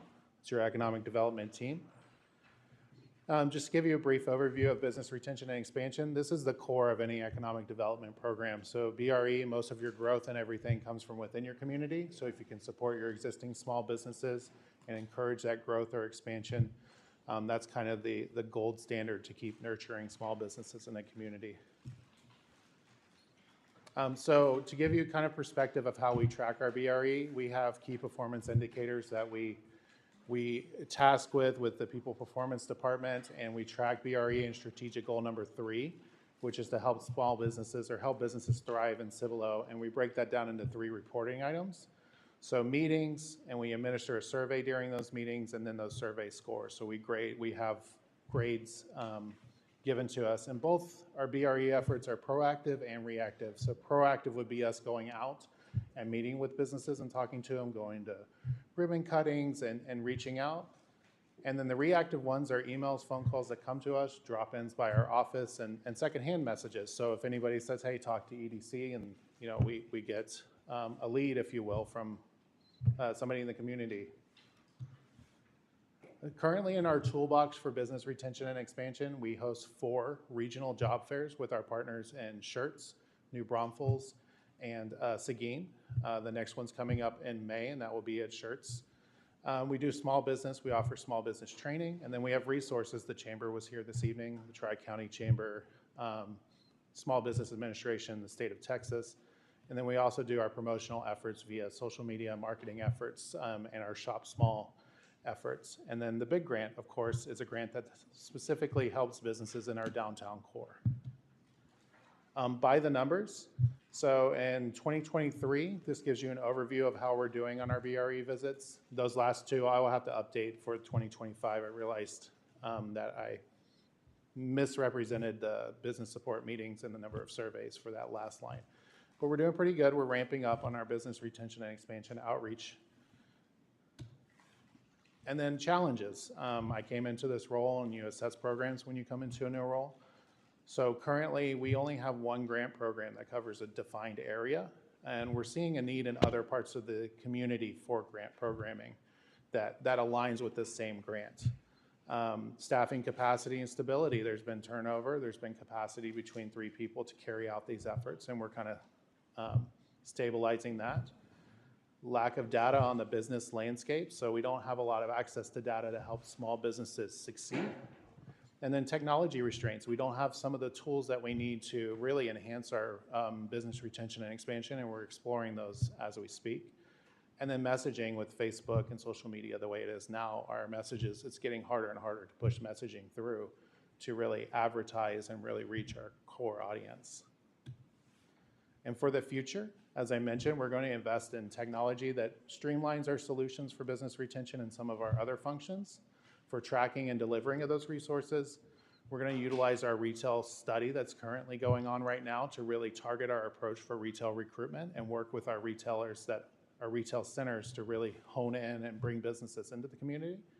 And we're going to establish and keep continuing those SMART goals to measure our KPIs. And we're going to continue building stronger relationships with all of our partners. And then specific to the grant, the EDC board is currently working on a business recruitment and expansion grant that's set to go before the board in June for a final review with a hopeful implementation in July, and that will cover the areas that the big grant does not, and will cover similar programs that the big grant does. And then we're going to refine our marketing approach and adhere to best standards and see how we can push our messaging through. And then a new thing we're doing that's actually implementing this month is we're sending out surveys to businesses post certificate of occupancy to measure our performance as city departments and in conjunction with the planning department to see how we did and get that feedback so we can continually improve our processes to help businesses. And that concludes my presentation. Happy to answer any questions if you have any. Anybody have any questions for Clancy? Just a quick question. You said you look for feedback after they get their certificate of occupancy, but is that happening 2 weeks later, 6 months later? We just implemented it, so we're going back 6 months, but ideally we would do it in real time. So if we're getting a notice for a certificate of occupancy, EDC staff will send out that survey hopefully within a week, if not the same day that that's issued. I was hoping your answer would be we'd wait 6 months or something to give them time to figure out, is it really working? But this is more designed, and that's great feedback. In our eyes, it was designed the process they went through to get to that point. But a BRE visit, we could follow up in 6 months to see how they're doing. That's a great point. Yeah, Clancy, I'd prefer to do both, to be honest, because oftentimes right after somebody first gets opened, they're relieved to be finally open. However, that's also when they're most anxious to talk with us about what improvements could be made to our permitting process and just the whole onboarding process. A lot of times they feel that they want to give us some constructive criticism right then and there. However, if 4 months or 6 months goes by, usually at that point they're like, well, it's water under the bridge, forget about it, I'm open now, so whatever. So oftentimes they don't come back with anything else. Absolutely. So I think it's good to hear both. To add to that, Mayor, salads to go, 4 months. If you'd waited, 6 months, their doors are already closed. So I'm with the mayor and Mr. Mahoney on this, that you need to do an initial, and we used to do that. I don't know what happened and where it fell off, but I know that we've been on council for 8 years now. We had implemented that the EDC would go out there and make sure that their business is staying open and doing good. They've got, some roughness around the edges right there when they first open, like the mayor was saying. But we've got to stay in touch with them to make sure that even a annual, just to all of our businesses, how are you doing? Is there anything that we as the EDC can do to help y'all? Are y'all struggling? Because I hear it from a couple of the small businesses in downtown that they were doing great, but now that all these other businesses are open, they're kind of struggling. So we might need to look at helping them to keep their doors open. Because that really bothers me that Salads to Go, they opened, they did everything they could to get open. We passed a variance because, the building didn't have as many windows as we require. And now we basically have a coffee shop. I think that's about all you could use that thing for, is a coffee shop next to a coffee shop. Well, I mean, Joel, it's really not a Cibolo problem. So what I've heard is that all of their locations outside of Arizona aren't doing well either. And so it's just a Well, situation nationwide where they're just closing down. I just, it's a business that popped Yeah. up and now they're gone. Yeah, That's my- unfortunately, it was a concept that didn't quite pan out. And we can absolutely, to your point, fine tune the process to make sure we're catching them when they open and then catching them down the road too, to maintain that communication. Are y'all also working on helping fill the empty, let's say, for instance, Bentwood Professional Plaza, the little strip they just completely done, is just sitting there vacant, the little, yes, professional office spaces, medical. Do y'all also help them fill in those It's our slots? intent to reach out to any retail setting or office setting to help them fill their vacancies, keep their occupancy high, and keep activity in that area. I know exactly where you're talking about. And they're on our list to reach out to them and see where we can find commonalities and if we can help them and go on a co-recruiting trip, or if we're recruiting something already that can fit into that space. So we're identifying citywide when we get requests for information as well. Thank you, Clancy. Appreciate it, sir. Absolutely. Okay, we're going to jump over to 11I because Mr. Reed mentioned that we have, is it Jeanette? It's here, or, oh, I'm sorry. But anyway, 11I, discussion and presentation regarding the FY25 special events. Ms. Gonzalez and Mr. Howard.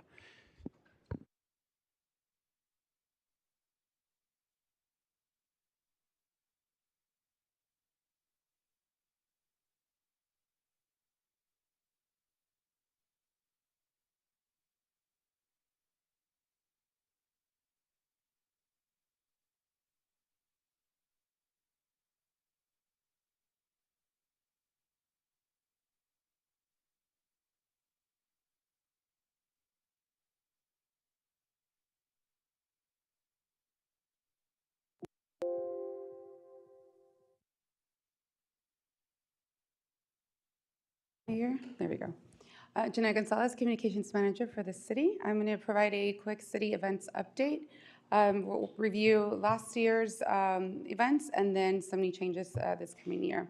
Tonight we're seeking feedback and direction from City Council. Does City Council have any questions about city-sponsored events in 2025? Does Council support combining market days with Cibolo Summer Nights to be held on Friday nights? And does Council support combining the holiday parade and the tree lighting events?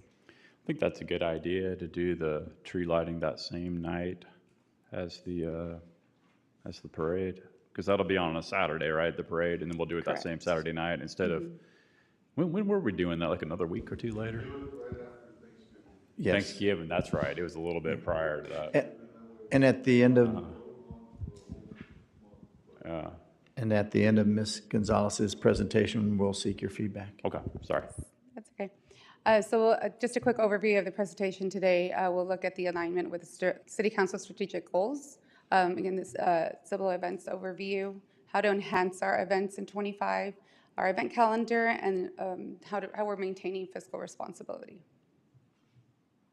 So these are some of the strategic goals that align with the City Council's strategic plan. So you can see it hits on most of them. I'm not going to go through it just for sake of time. And a 2024 event summary. This is calendar year 24. We have broken it down by departments, but for city signature events, we held 16 total events, and we'll go through those one by one next. And in 2024, we did seek some sponsorships for Cibolo Summer Nights. We had support for Backyard Shenanigans that provided the inflatables at each event, and Grace Community Church, who provided volunteers, ice cream, and some other items for Splash Bash. And then Cibolo Fest, through sponsorships, we did raise $21,650. So we'll jump into the spring and fall cleanups. This one is led by our Public Works, Drainage, and City Secretary's Office. What we did was combine four different events, which is a paper shred day, household hazardous waste collection, the bulk item drop-off, and the volunteer cleanup event. So we then called it, we had two different series, a spring cleanup and a fall cleanup event. Cibolo Downtown Market Days. This one always kicked off with an Easter egg hunt in March, and it ended with a tree lighting. In August, 2 years ago, we did introduce a children's market. Last year, though, we did partner with Children's Entrepreneurial Market. That brought in over 50 different children and their booths. A lot of them were siblings, a lot of them were friends, a lot of different items that they sold. That one, afterwards, we did have a debrief with the Children's Entrepreneurial Market staff, and they did say it was one of the more successful ones in the area. Downtown Market Days is led by Public Works, Parks, and multiple other departments. Our Memorial Day ceremony and Veterans Day ceremony. One thing to highlight here is that this is a collaboration between the Chamber and the cities of Schertz and Selma. Last year, it was agreed that we would take turns every year to host both events. Our hosting year was 2024. We will take turns, and our next one will be in 27. Cibolo Summer Nights. This one here is led by our Public Works Parks Department. We have 4 in this event series, with Touch a Truck being the most popular one, and ends with the Splash Bash. We do collaborate with the YMCA, who hosts the July one because it is extremely hot in the middle of summer. And then Cibolo Fest. This one is an all-city staff event. We are already planning for 2025, and this year will be held on October 18th. And lastly, the holiday parade. This one is led by the City Secretary's office, always a popular one where we do engage with a lot of our community partners and local organizations. So some event changes that we were looking at is combining Downtown Market Days with Cibolo Summer Nights. We did this with the last 2 summer nights at the end of, or last year in 2024, and saw a huge increase in participation. And we had a lot more vendors out at these events. Here is a quick overview of the upcoming events for Cibolo Summer Nights. This does include the Easter egg hunt that was just hosted on Saturday. And then lastly, we are proposing to combine a holiday parade with a tree lighting. Here's an overview of the calendar. Of course, this does include Easter egg hunt. One event that has been postponed was the volunteer cleanup due to the weather. But you will see an overview of each one all the way through December, with the tree lighting holiday parade still to be determined for a date. So we are seeking your feedback and direction. If you have any questions, I'd be happy to answer any of those. But we do want to know if council supports combining market days and Cibolo Summer Nights to be held on Friday nights, and if council supports combining holiday parade and tree lighting events. When y'all kind of made the decision that y'all wanted to move summer nights along with the market days, like how many vendors did y'all actually see at the 2 events? You said that it happened last year on our Friday. And did y'all talk to these vendors to see, because I know Saturday mornings is when so many people are expecting it to happen. Right. And people can't necessarily get off work, especially if you're doing a craft, get off work and be over there to set up as y'all are needing on a Friday night. So what really was the take on it from a vendor perspective? The attendance at these Cibolo Summer Nights. Okay, but your attendance was kids. It wasn't people necessarily going. So, I mean, I think you need to look at the vendor. You need to talk to the vendors again. We did. I believe David had sent out a survey or an email to ask them their feedback, but we did see a lot more participation because there was more attendance at the Cibolo Summer Nights events. We did give them extra time to set up before the event. And we got a lot of positive feedback because there was a lot more attendance at these events versus Downtown Market Days, especially in the summer months where attendance dipped because it was really hot. Understood. And Joel, did you have a comment on combining the parade? What do you think? Did you not want to do that, or did you want to keep it? I'm fine with that. I just was wanting to make a point of order and move to M, but until this is over. Okay. So, any other comments from anybody? Okay, thanks, Jeanette. I'll make a comment. I personally enjoyed seeing the market days downtown and it being its own separate event. I feel that combining them both is going to create less events in our city per se. I felt that the summer nights could have included, I know that we have an events committee within our Parks and Rec that have a lot of great ideas that they want to draw out the community. They want to do some health and fitness, and even they themselves want to reach out to the community, let's say, health and fitness studios. And then and also, let's say, for instance, like Smoothie King, different eateries that are in, so they themselves already have a plan that they like support from city council. And if they could partner with a summer night and do something to that respect, that way we have more offerings to our community, and do the market day separately to, again, showcase our downtown, because it does happen downtown. And that way there's still activity downtown. We still get that sense of downtown. And then the Cibolo Summer Nights could be added by involving the Parks and Rec event subcommittee, I think would be something that I personally would like to see. And as far as combining the holiday parade and the tree lighting events, I'm concerned about the staff availability with doing both. I feel like it was a concentrated effort just to do one at a time. It's nice to have two different Christmas events or holiday events, and to narrow down to one, I think is going to be pretty chaotic. And that's just my personal take on it, just feedback that getting back to see how are we doing right now at the holiday parade and the tree lighting event. Do we have those mastered down, or are we still trying? Think about that, then combining those two things together, is that going to be harder on our city staff just as well? So just things to think about and consider. But I appreciate Definitely. the opportunity. Thank you. Go ahead, Jeff. Ms. Gonzalez, do you have those survey results still? I don't have them myself, but we can send them over. That'd be awesome. Thank you.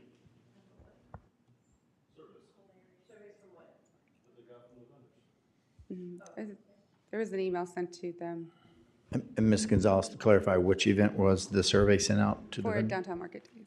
Okay, thank you.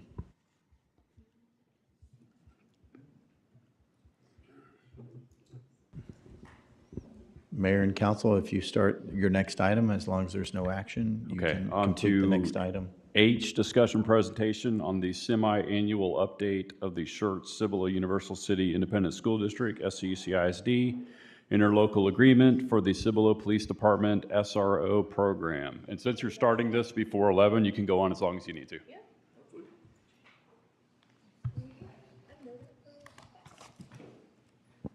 Would this better be tabled so that Chief could have more time next time, since we're running It's just out a of time? presentation. We can stay as long as we need to for this.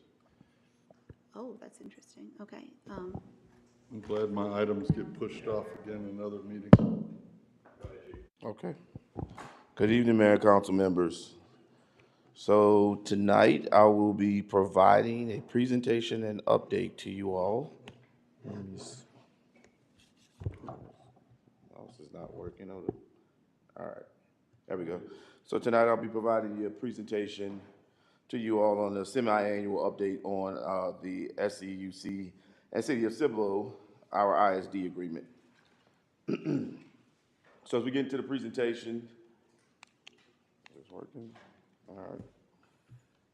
All right, as we go into the presentation, we will discuss tonight the City of Cibolo and SCUC semi-annual review of our ILA and give the council an update on our SRO program operations.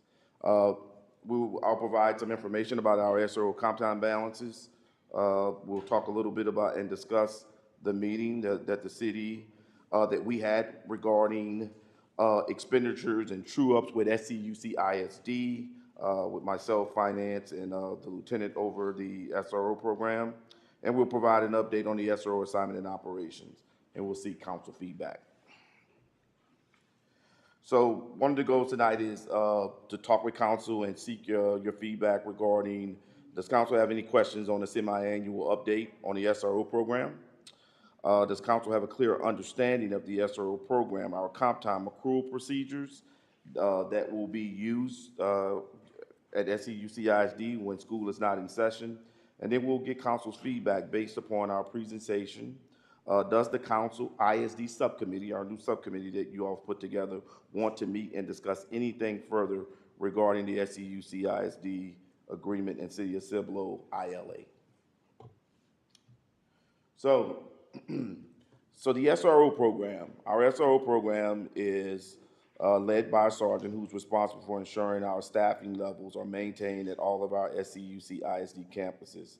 And that sergeant reports to the patrol lieutenant.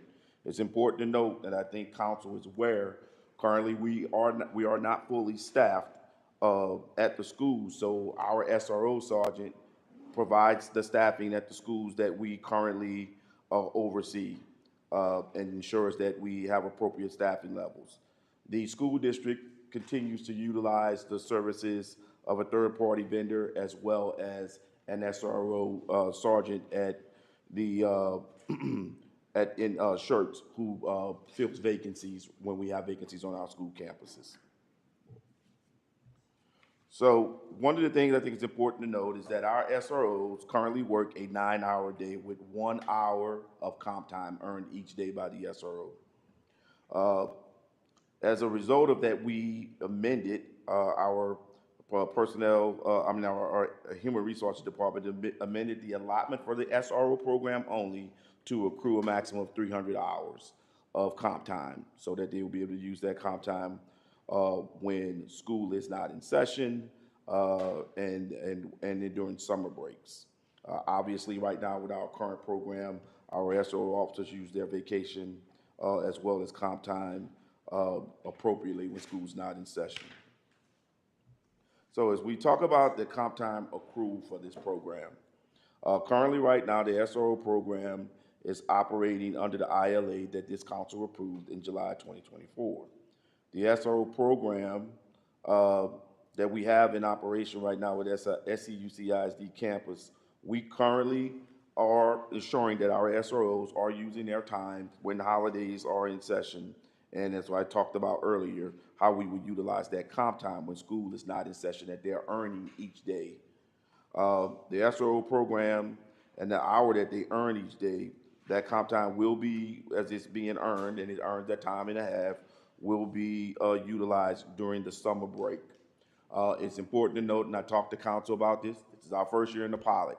So far with the balances that we see, we think we're on par to have our SROs be able to have enough comp time to get them through the summer months. But we are still accruing that time, but I don't see any issues that you need to be concerned about at this time.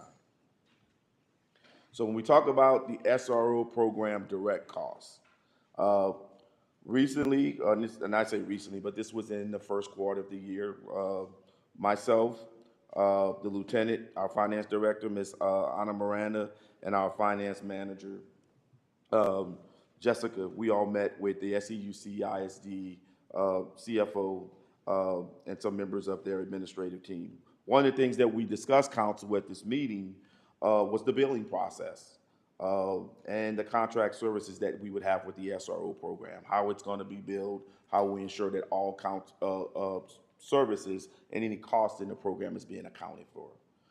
During this meeting, we had the discussion with them. We talked about the quarterly billing that we have that covers our salaries, benefits, and equipment. We also talked about the biannual statistics that we would be providing to SEUCISD on our dispatch ILA costs, as well as any training and expenses. And what does that look like? Obviously, right now with that program, those statistics and how we utilize the dispatch ILA, the services that we're being charged through Shirts, we are going to be compiling data with them and providing them with the number of calls for service that are generated in our schools, giving them that information, and that will be shored up. We're hopefully at the midpoint, but at the end of the school year, we'll be able to associate all costs, giving them a true cost of how much that contract costs, how much calls for service are generated there, and what the agreement would be when they pay back us.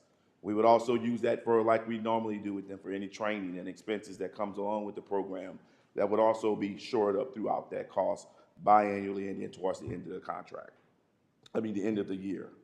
One of the things in the first quarter of the year, our first quarter billing to SEUC at the beginning of the year was $175,467.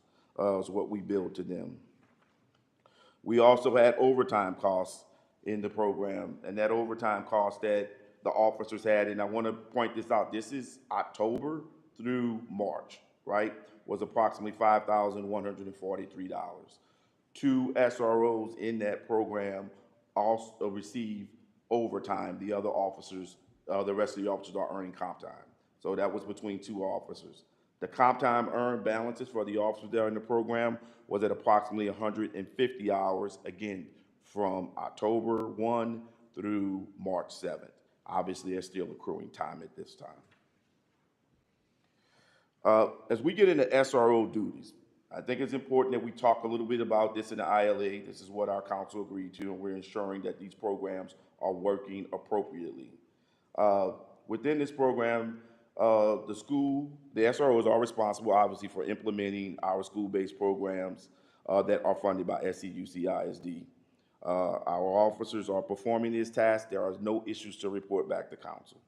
As it relates to the duties of the SROs, we talked about it. They are not counselors, right? They're peace officers in the school. They're not educators, and they do not engage in that practice. We don't have any issues or challenges to report to council on that. Our sergeant is responsible for assigning officers, as we talked about. Currently, he's overseeing the officers that we assign to those campuses. We haven't had any issues with that at all. And since all SEUC ISD campuses are not permanently covered by SEUC ISD, as I stated earlier, they have been a third party. We continue to work with them. Obviously, if there is not an SRO at the campus, we're reporting that to the school to make sure that we're having an SRO and we're meeting up with that agreement. But SEUC is using a third party to fill those vacancies until Cibolo takes over all schools. And then we will be responsible for that staffing. Additionally, the administrative sergeant in this position, we have 2 sergeants that will be assigned. That role hasn't been filled.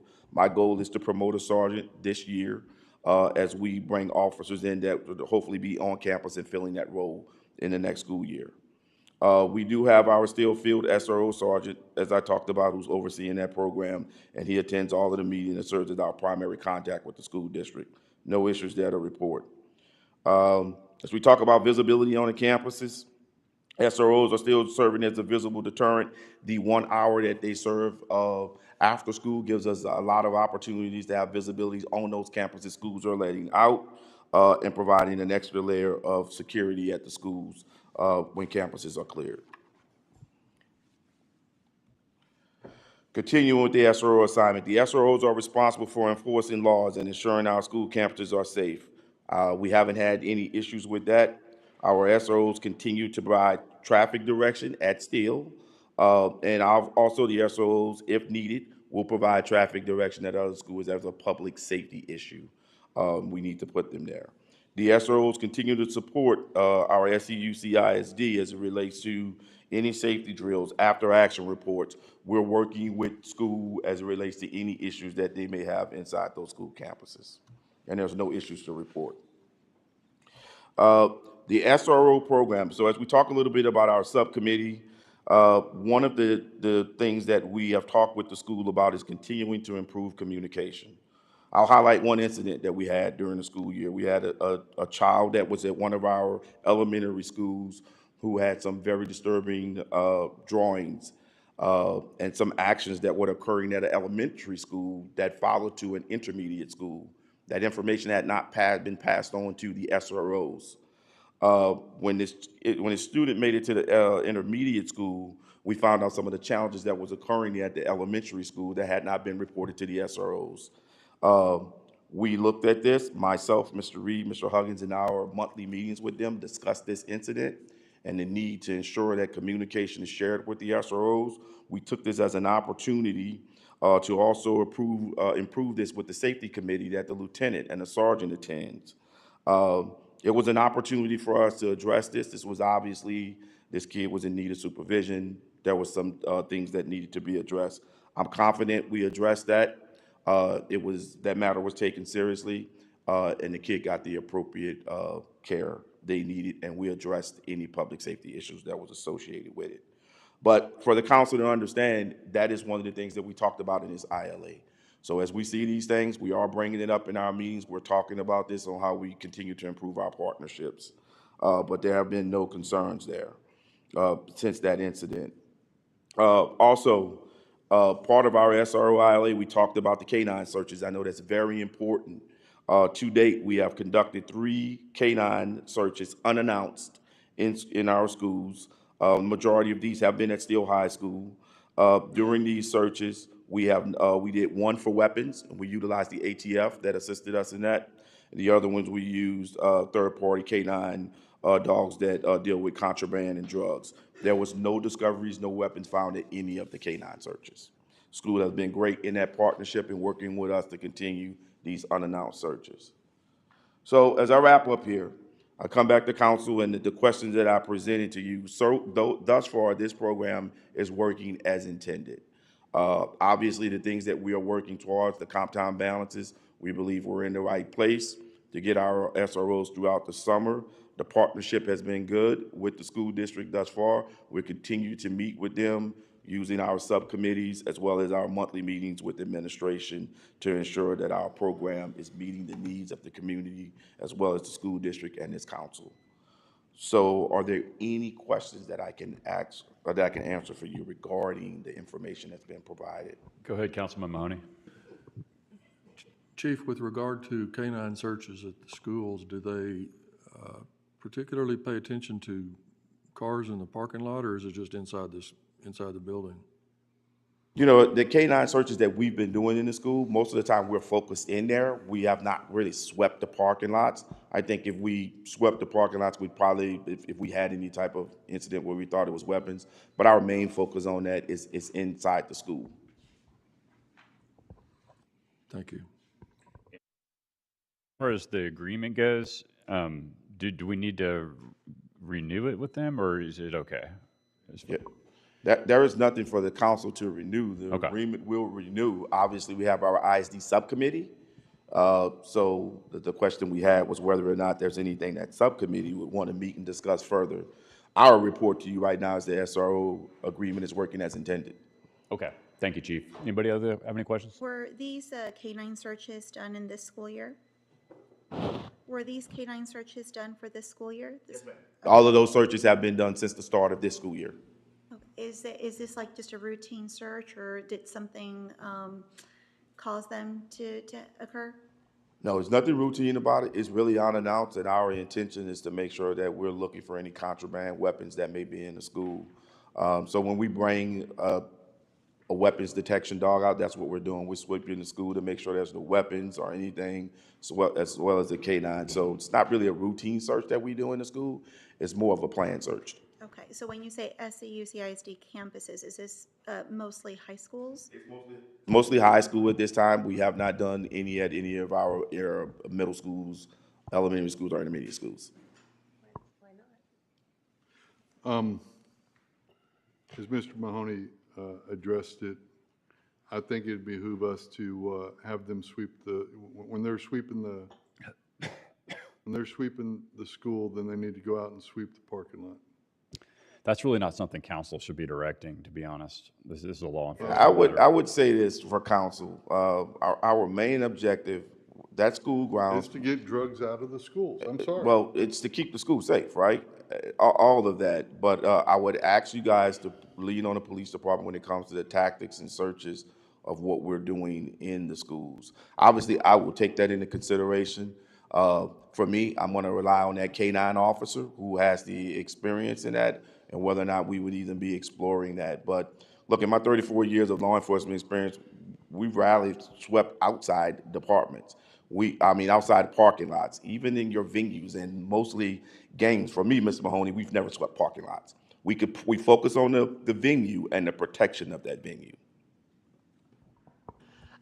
Why did y'all not perhaps go to one of the middle schools or intermediary schools as well as your high school? Yeah, we're still in the school year. We certainly could look at those. Some of the challenges that we have had have typically been at our high school level. Okay. Thank you. Thank you, Chief. Thank you, council. Motion to adjourn.